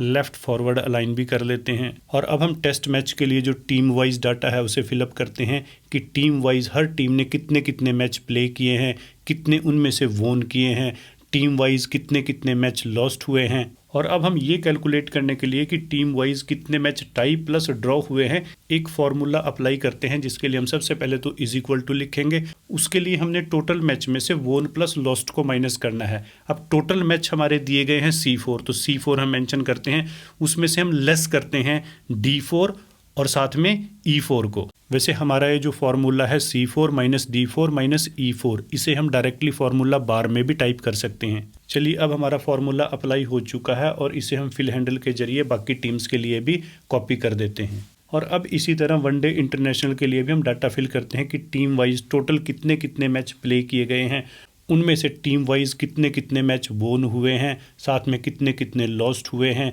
टाई प्लस नो रिजल्ट के लिए अगेन हम फार्मूला अप्लाई करते हैं, टोटल मैच यानी G4 माइनस वोन यानी H4 माइनस लॉस्ट यानी L4। और अब इस फार्मूले को हम बाकी टीम्स के लिए भी यहाँ से कॉपी कर देते हैं। और इस तरह हम देख सकते हैं टेस्ट प्लस वनडे इंटरनेशनल के टीम वाइज रिजल्ट हमारे कैलकुलेट हो चुके हैं। चलिए फाइनली अब हम कैलकुलेट करते हैं टेस्ट प्लस वनडे इंटरनेशनल की कंबाइंड वोन परसेंटेज टीम वाइज, जिसके लिए अगेन हम एक फार्मूला अप्लाई करेंगे। अब यहाँ पे हमें कंबाइंड वोन परसेंटेज निकालने के लिए सबसे पहले तो टेस्ट और वनडे इंटरनेशनल मैच का टोटल करना होगा और फिर उस टोटल को टेस्ट प्लस वनडे के टोटल के साथ डिवाइड करके 100 से मल्टीप्लाई करना होगा। यानी एक्सेल में अब ये फॉर्मूला कुछ इस तरह से लिखा जाएगा, इज इक्वल टू के बाद हम ब्रैकेट शुरू करेंगे, टेस्ट वोन के लिए हम D4 टाइप करेंगे और उसमें ऐड करेंगे वनडे वोन यानी H4 को, और फिर डिवाइड करके अगेन ब्रैकेट शुरू करेंगे, टोटल टेस्ट प्लेड के लिए C4 को टाइप करेंगे और उसमें ऐड करेंगे टोटल वनडे प्लेड यानी G4 को, और फिर उसके बाद ब्रैकेट बंद करके इसे हम मल्टीप्लाई करेंगे 100 से। एंड देन हम यहाँ पे देख सकते हैं वोन परसेंटेज कैलकुलेट हो चुकी है। और अब हम इस फॉर्मूले को फिल हैंडल यूज़ करके बाकी टीम्स के लिए भी कॉपी कर लेते हैं। चलिए अब हम इस टेबल को और इम्प्रूव करने के लिए इसमें बॉर्डर लाइंस का भी इस्तेमाल करते हैं, जिसके लिए हम रेंज ऑफ सेल सेलेक्ट करने के बाद यहाँ बॉर्डर्स पे क्लिक करेंगे और फिर हम क्लिक करेंगे ऑल बॉर्डर्स पे, जिससे ये सभी ग्रिड लाइंस बॉर्डर लाइन में कन्वर्ट हो जाएंगी। चलिए अब हम इस टेबल की आउटर लाइन को और ज़्यादा थिक करते हैं, जिसके लिए हमें जस्ट यहाँ थिक आउटसाइड बॉर्डर्स पे क्लिक करना है, उसका इफेक्ट यहाँ पे आ जाएगा। और इसके अलावा अगर हम कोई और इम्प्रूवमेंट करना चाहें, जैसे सपोज करो हम इस कंटेंट को मिडल अलाइन करना चाहें या फिर वोन परसेंटेज में डेसिमल प्लेसेस को रिड्यूस करना चाहें, तो यहाँ से हम रिड्यूस कर सकते हैं। साथ में इसे भी हम मिडल अलाइन कर देते हैं। और अगर हम इस पूरे कंटेंट का सपोज करो फॉन्ट इंक्रीज करना चाहें, तो उसे सिलेक्ट करने के बाद हम यहाँ पे फॉन्ट इंक्रीज कर सकते हैं, उसे एक साथ बोल्ड कर सकते हैं। किसी भी रेंज ऑफ सेल को हम सिलेक्ट करके उसका चाहे बैकग्राउंड कलर हो, फॉन्ट कलर हो, उसे बहुत ईजिली यहाँ पे चेंज कर सकते हैं। इन दिस वे हम देख सकते हैं कुछ बेसिक कमांड्स और टूल्स को यूज़ करते हुए कितने ईजिली हमने इस चार्ट को डेवलप कर लिया है। तो चलिए अब हम डिस्कस करते हैं कुछ इंपॉर्टेंट शॉर्टकट कीज़ को, जिनके इस्तेमाल से हमारा काम इजी और फास्ट होता है। वैसे अगर हम एक्सेल में शॉर्टकट कीज़ की बात करें तो ये बहुत सारी हैं, जैसे कि हम स्क्रीन पे देख सकते हैं। इन सब का इस्तेमाल कब और कैसे किया जाता है यही हम अब डिटेल में डिस्कस करेंगे। लेकिन सबसे पहले तो हम ये समझते हैं कि शॉर्टकट कीज़ होती क्या हैं। देखिए ऑलमोस्ट वो सारे काम जो हम माउस यूज़ करके करते हैं, अगर हम उन्हें कीबोर्ड से करना चाहें तो हमें ज़रूरत पड़ती है शॉर्टकट कीज़ की। यानी इसमें हमें बहुत ज़्यादा कोई नए फंक्शंस तो नहीं मिलेंगे, बस ये हमारे काम करने का एक अल्टरनेटिव मेथड होता है। तो चलिए वन बाय वन करके हम देखते हैं कि एक्सेल में कौन कौन सी शॉर्टकट कीज़ हैं और उनको कब और कैसे यूज किया जाता है। इन शॉर्टकट कीज को हम कैटेगरी वाइज डिस्कस करेंगे।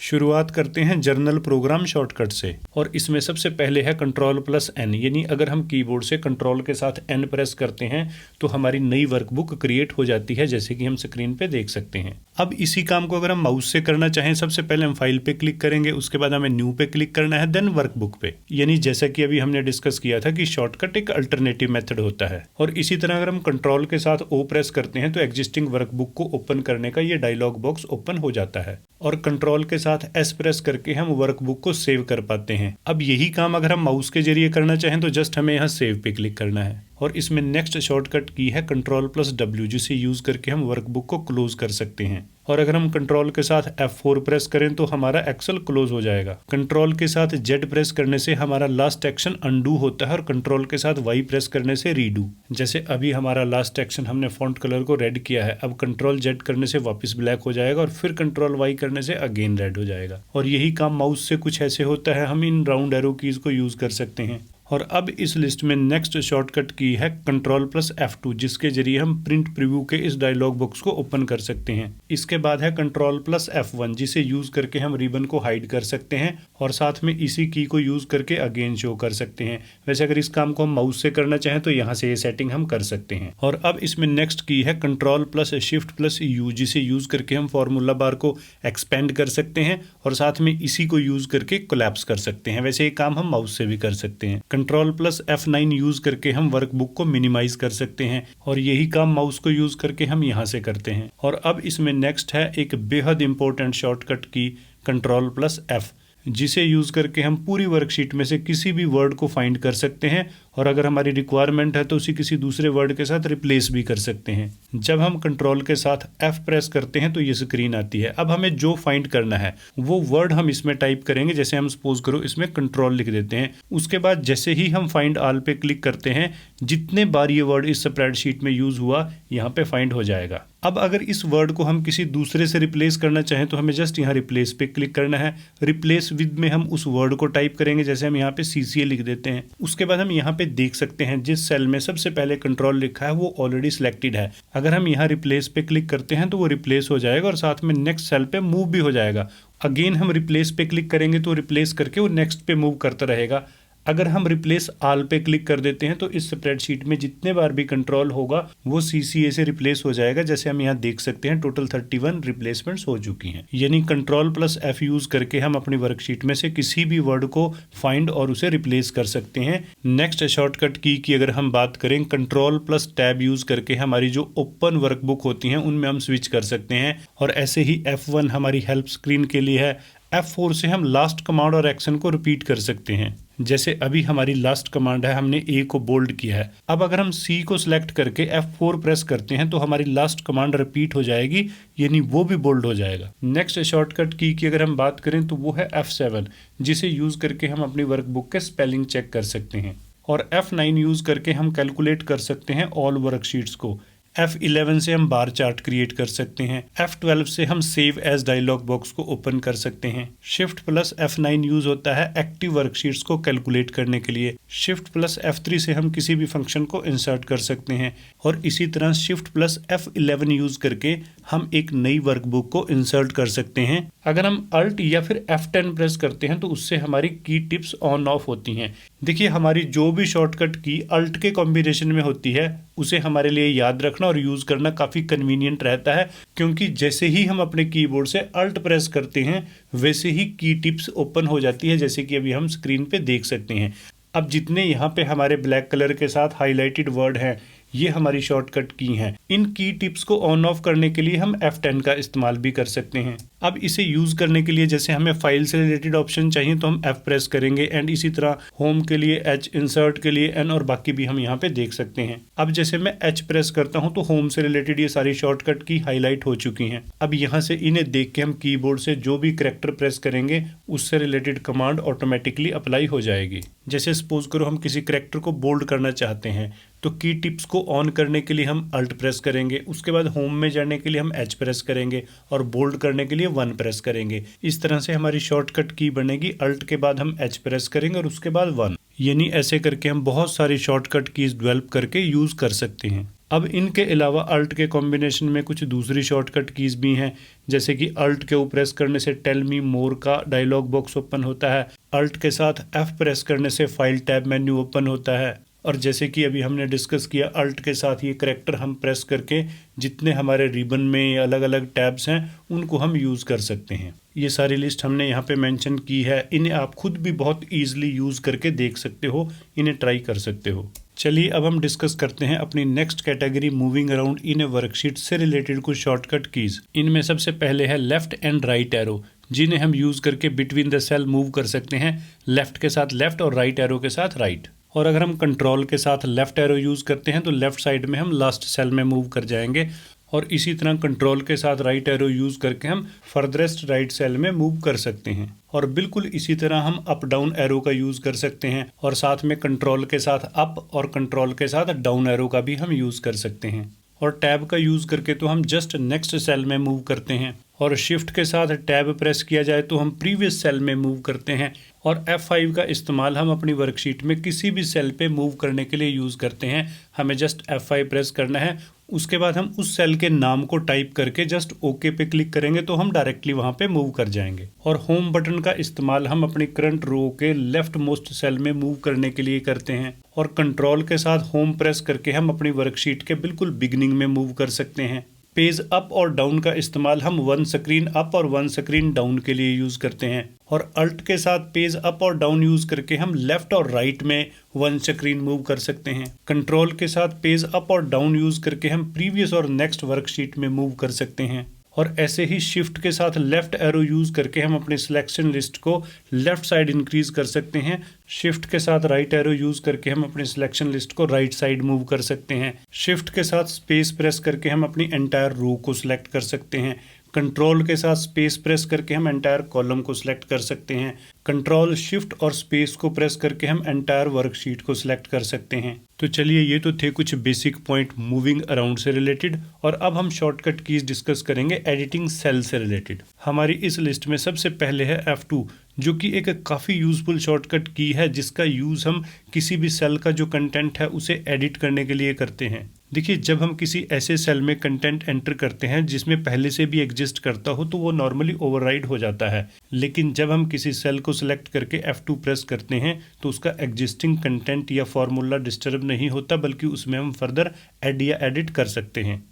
और अगर हम शिफ्ट के साथ F2 प्रेस करें तो उससे सिलेक्टेड सेल में हम कमेंट ऐड कर सकते हैं, और साथ में अगर पहले से कोई कमेंट अवेलेबल है तो उसे एडिट भी कर सकते हैं।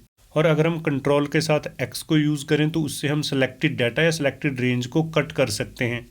और इसी तरह कंट्रोल के साथ C यूज़ करके हम सिलेक्टेड डाटा, सिलेक्टेड रेंज या फिर सिलेक्टेड सेल के कंटेंट को कॉपी कर सकते हैं, और उसके बाद कंट्रोल+V यूज़ करके हम किसी दूसरे सेल में उसे पेस्ट कर सकते हैं। और कीबोर्ड से सिंपल डिलीट प्रेस करके हम किसी भी सेल का डाटा या कोई रेंज ऑफ सेल का डाटा डिलीट कर सकते हैं। और अगर हम Alt+Enter का यूज़ करें किसी सेल को सिलेक्ट करके, जैसे अभी हम इस कंटेंट के मिडल में क्लिक करके Alt+Enter प्रेस करते हैं, उसके बाद जो भी कंटेंट हम यहाँ पे ऐड करेंगे प्रीवियस कंटेंट डिलीट होके वो यहीं से ऐड हो जाएगा। और F3 हम यूज़ कर सकते हैं सेल नेम को पेस्ट करने के लिए, अगर किसी सेल को हमने पहले से नेम दिया हुआ है। और अगर हम किसी कॉलम को डिलीट करना चाहें तो सबसे पहले Alt प्रेस करेंगे, उसके बाद H, फिर D और साथ में C। और अगर हम अपने कीबोर्ड में एस्केप की बात करें तो इसका यूज़ हम किसी भी सेल में कोई कंटेंट या फॉर्मूला फिल करने के बाद या फिर कोई अल्ट्रेशन करने के बाद उसे कैंसिल करना चाहें तो कर सकते हैं। और अपने कीबोर्ड में एंटर का इस्तेमाल हम किसी भी सेल में एंट्री करने के बाद उसे कंप्लीट करने के लिए करते हैं। तो चलिए ये तो थी कुछ बातें एडिटिंग सेल से रिलेटेड, और अब हम कुछ शॉर्टकट कीज डिस्कस करेंगे फॉर्मेटिंग सेल से रिलेटेड। देखिए, इसमें अगर हम Ctrl+B की बात करें तो इस शॉर्टकट की का यूज़ होता है सिलेक्टेड डाटा को बोल्ड करने के लिए या फिर बोल्ड को दोबारा नॉर्मल करने के लिए। और इसी तरह Ctrl+I का यूज़ हम करते हैं किसी भी कंटेंट को इटैलिक में कन्वर्ट करने के लिए या फिर इटैलिक से नॉर्मल में कन्वर्ट करने के लिए। और Ctrl+U का यूज़ करते हैं हम किसी भी कंटेंट को अंडरलाइन करने के लिए या फिर अंडरलाइन को नॉर्मल में कन्वर्ट करने के लिए। और Ctrl+Shift+End का यूज़ हम करते हैं किसी भी सेल या फिर रेंज ऑफ सेल को सिलेक्ट करके उसमें बॉर्डर मार्क करने के लिए। और इसी तरह Ctrl+Shift+_ यूज़ करके अगर हमारा कोई एग्जिस्टिंग बॉर्डर है उसे हम रिमूव कर सकते हैं। और अगर हम कंट्रोल के साथ 9 प्रेस करें तो जो हमारी सिलेक्टेड रो है वो हाइड हो जाती है। और इसी तरह अगर हम कंट्रोल के साथ 0 प्रेस करें तो जो सिलेक्टेड कॉलम है वो हाइड हो जाता है। और कंट्रोल के साथ 1 प्रेस करके हम फॉर्मेट सेल डायलॉग बॉक्स को ओपन कर सकते हैं एंड देन अपनी रिक्वायरमेंट के अकॉर्डिंगली हम फॉर्मेट सेटिंग कर सकते हैं। और कंट्रोल के साथ 5 प्रेस करके हम स्ट्राइक थ्रू को अप्लाई भी कर सकते हैं, अगर ऑलरेडी अप्लाई है उसे रिमूव भी कर सकते हैं। अगर हम control plus shift plus dollar एक साथ अप्लाई करें किसी सेल को सिलेक्ट करके तो उस सेल को हम करेंसी सेल में कन्वर्ट कर सकते हैं। और इसी तरह control plus shift plus percentage use करके हम किसी भी सेल को परसेंटेज सेल में कन्वर्ट कर सकते हैं। और हम अल्ट प्लस एच को यूज़ करते हैं कलर फिल करने के लिए, और इसी तरह अल्ट प्लस एच और बी को यूज़ करते हैं बॉर्डर ऐड करने के लिए। देखिए वैसे अगर हम एक्सेल की बात करें इसमें 250 प्लस शॉर्टकट कीज़ हैं, जिनमें से कुछ इंपॉर्टेंट को अभी हमने डिस्कस भी किया, लेकिन इनको लेके हमारा सबसे बड़ा चैलेंज तो यही रहता है कि इतनी ज़्यादा कीज़ को याद कैसे रखें। लेकिन अगर आप इस लिस्ट को थोड़ा ध्यान से देखो तो ये काम हमारे लिए आसान हो जाता है। जैसे न्यू वर्कबुक के लिए कंट्रोल प्लस एन है यानी एन फॉर न्यू, और वर्कबुक ओपन के लिए कंट्रोल प्लस ओ है यानी ओ फॉर ओपन, सेव के लिए कंट्रोल प्लस एस है यानी एस फॉर सेव। ऐसे करके अगर हम थोड़ी सी प्रैक्टिस करें तो जो हमारे रेगुलर यूज़ में होने वाली शॉर्टकट कीज़ हैं वो ईजिली हमारे याद हो जाती हैं। लेकिन कुछ अगर नहीं भी याद रहें तो भी कोई खास प्रॉब्लम नहीं है, क्योंकि वो सारे काम हम माउस से भी कर सकते हैं। देखिए एक्सेल में काम शुरू करने के लिए जो बेसिक मैंडेटरी बातें होती हैं वो तो ऑलमोस्ट हम डिस्कस कर ही चुके हैं, लेकिन जैसे कि हमने ऑलरेडी डिस्कस किया था कि एक्सेल एक बहुत बड़ा सॉफ्टवेयर है और इसमें जितने कमांड्स, टूल्स, फंक्शंस, फार्मूलेज अवेलेबल हैं इन सब को हमें सीखने की ज़रूरत नहीं होती, बल्कि इन्हें ट्राई करने की ज़रूरत होती है। क्योंकि एक्सेल में बहुत सारी कमांड्स और टूल्स ऐसे हैं जिन्हें अगर हम 1-2 बार ट्राई करें तो खुद ब खुद हमारे समझ में आ जाती हैं। अगर आप बिल्कुल बिगनर लेवल पे हो तो आपको करना सिर्फ इतना है, सबसे पहले आप एक ब्लैंक वर्कशीट ओपन कर लीजिए और उसके बाद जितने रिबन में ये टैब्स हैं 1 बाय 1 करके इनको स्टडी कीजिए। जैसे अभी हमारा ये होम टैब ओपन है, उसके बाद इसमें जितने ग्रुप्स हैं इन सारे ग्रुप्स को और इन ग्रुप्स में एक एक टूल को आप स्टडी कीजिए। और साथ के साथ आप कुछ कमांड्स को ट्राई भी करके देख सकते हो। आप किसी भी सेल में कोई कंटेंट टाइप कर दीजिए, उसके बाद उसे सिलेक्ट करने के बाद आप यहाँ से कोई भी टूल उसके ऊपर अप्लाई करके देखिए। और फिर उसके बाद नेक्स्ट टैब जैसे कि इंसर्ट टैब है, इसमें जैसे टेबल ग्रुप है, इसमें नहीं ज़्यादा तो कम से कम आप सिंपल टेबल तो खुद से क्रिएट करके देख सकते हो। और उसके बाद इसमें चार्ट्स हैं जिसको भी खुद से एक बार ट्राई करके देखा जा सकता है। और ऐसे ही इसमें नेक्स्ट टैब है पेज लेआउट, इस पे जस्ट आप क्लिक करके देखिए, यहाँ पे थीम आप सेट कर सकते हो, फॉन्ट कलर, बहुत सारे टूल्स हैं। अगर आप इन्हें 1 बाय 1 करके ट्राई करोगे तो मैक्सिमम को आप खुद समझ जाओगे। और आगे इसमें फार्मूला टैब है, देखिए इसमें हम बेसिक फार्मूले तो कम से कम खुद अप्लाई कर सकते हैं। कोई भी नंबर आप यहाँ पे टाइप कर लीजिए, उसके बाद उस पर अलग अलग फार्मूले लगा के रिजल्ट चेक कीजिए। और जो आपके नहीं भी समझ में आएंगे, खुद ट्राई करने के बाद जब आप उनके रिलेटेड वीडियो देखोगे तो आपको ज़्यादा अच्छे से समझ में आएंगे। और उसके बाद इसमें डाटा टैब है जिसको एक बार आपको खुद से जरूर स्टडी करना चाहिए। देन रिव्यू टैब है, इसमें भी बहुत कुछ हमें खुद समझ में आ जाएगा। और इसी तरह व्यू टैब भी है जिसके ज़्यादातर फीचर हमें खुद ही समझ में आ जाते हैं। इसके बाद अगर हम डेवलपर टैब की बात करें, जब हमारी बेसिक नॉलेज काफ़ी स्ट्रांग हो जाए उसके बाद ही हमें इसे ट्राई करना चाहिए। और उसके बाद ये हमारी पर्सनल टैब है जिसमें हम अपने चॉइस के टूल्स रख सकते हैं। और इन टैब्स के अलावा अगर आपको बाकी टूल्स भी देखने तो यहाँ कस्टमाइज रिबन पे चले जाइए, यहाँ पे हमें ऑल कमांड सेलेक्ट करनी है। देखिए ये इतनी सारी कमांड्स एक्सेल में हमारे पास अवेलेबल हैं। इनके साथ साथ एक्सेल में अपनी इनबिल्ट हेल्प भी है जिसका भी हम इस्तेमाल कर सकते हैं। और साथ में किसी भी टूल को सर्च करने के लिए हमारे पास ये सर्च इंजन भी है। देखिए जब भी हम एक्सेल की बात करते हैं इसमें ना सिर्फ इतने ज़्यादा टूल्स, कमांड्स और फंक्शंस हैं, बल्कि अगर आप किसी स्पेसिफिक टूल की भी बात करो तो उसका इतना वास्ट यूज़ हो सकता है। एग्जाम्पल के तौर पे जैसे ये फिल हैंडल है, अगर मैं इस पे चाहूँ तो 1 आवर की वीडियो एक्सक्लूसिवली इसके यूज़ और फंक्शंस पे बना सकता हूँ। और ऐसे ही 3-4 घंटे की वीडियो हम किसी भी एक इंडिविजुअल सेल की फॉर्मेटिंग सेट करने की जो फंक्शनैलिटी है उस पे बना सकते हैं। लेकिन इस बात में भी कोई दो राय नहीं है, अगर इन फंक्शनैलिटी को आप खुद से ट्राई करने लगो तो बहुत सारी खुद ब खुद समझ में आनी शुरू हो जाती हैं। देखिए मेरी एक बात आप ज़रूर नोट कर लीजिएगा, किसी भी सॉफ्टवेयर में परफेक्शन के साथ काम करने के लिए ये कभी ज़रूरी नहीं होता कि वो सॉफ्टवेयर हमें 100% आए। बस हमें उन फीचर्स की नॉलेज होनी चाहिए जो हमसे रिलेटेड हैं। और एक्सेल को परफेक्शन के साथ सीखने के लिए दूसरा सबसे बेहतर तरीका ये है कि आप कोई भी प्रोजेक्ट ले लीजिए, कोई भी काम एक्सेल पे शुरू कर दीजिएगा। जैसे जैसे आप उस काम को करते जाओगे उसके रिलेटेड टूल्स आपके समझ में आने शुरू हो जाएंगे।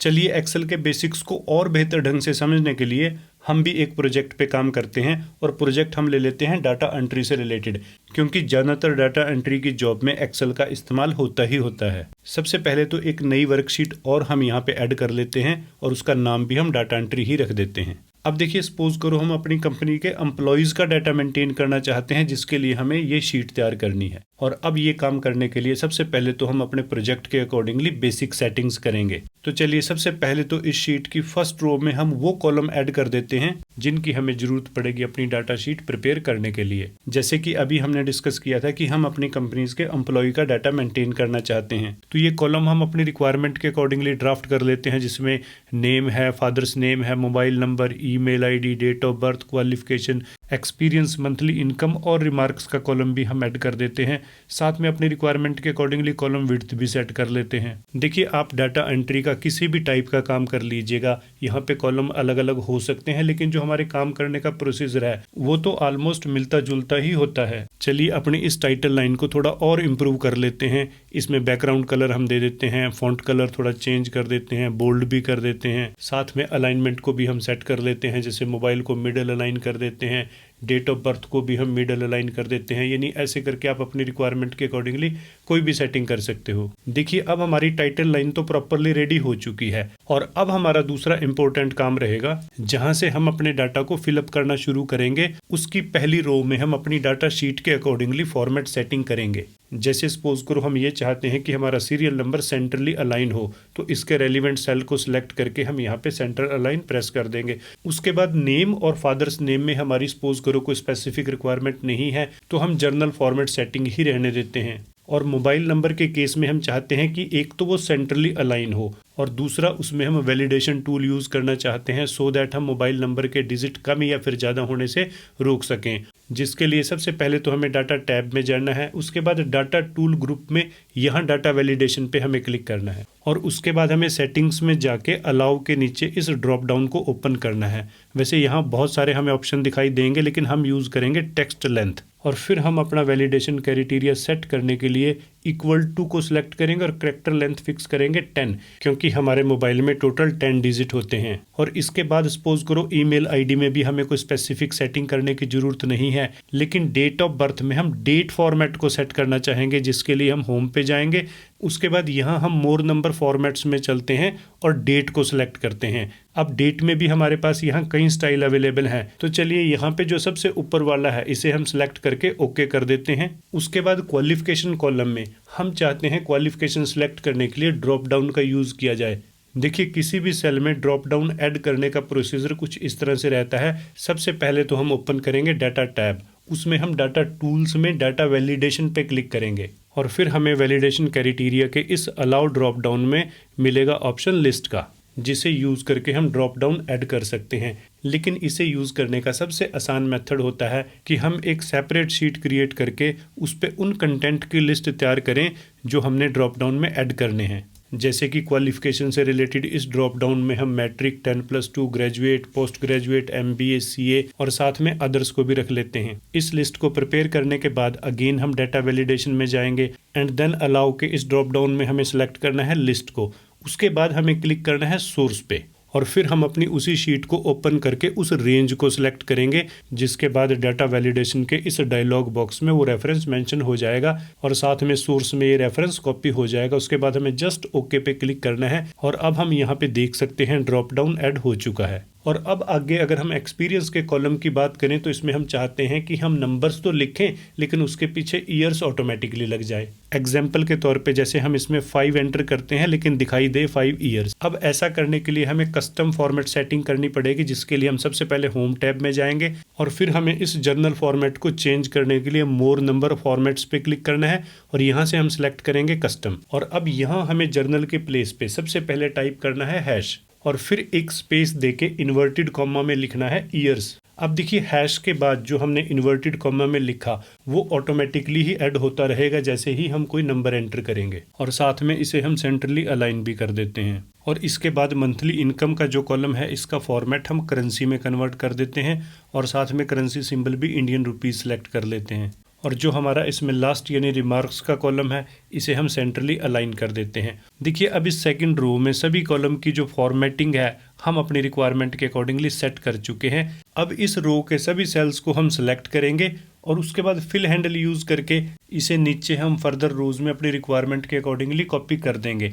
देखिए अभी कंटेंट तो हमने कोई फिल नहीं किया, लेकिन जो फॉर्मेटिंग हमने सेट की है वो जरूर सारी कॉपी हो चुकी है नीचे बाकी सेल्स में। और चलिए अब हम अपनी डाटा एंट्री शुरू करते हैं और साथ में रिजल्ट भी चेक करते हैं कि हमारी सेटिंग के अकॉर्डिंगली है या नहीं। और यहाँ हमारा सबसे पहला कॉलम है सीरियल नंबर का, जिसको हमने सेंट्रली अलाइन किया था। और उसके बाद नेक्स्ट कॉलम में हम फिल करेंगे नेम, देन हम फादर्स नेम को एंटर करेंगे। और फिर कॉलम है मोबाइल नंबर का, जिसमें हमने टेक्स्ट लेंथ को 10 पे सेट किया था। देखिए अगर हम यहाँ पे डिजिट कम या ज़्यादा डालते हैं तो ये एरर आएगी, यानी इसे हमें रेक्टिफाई करना होगा।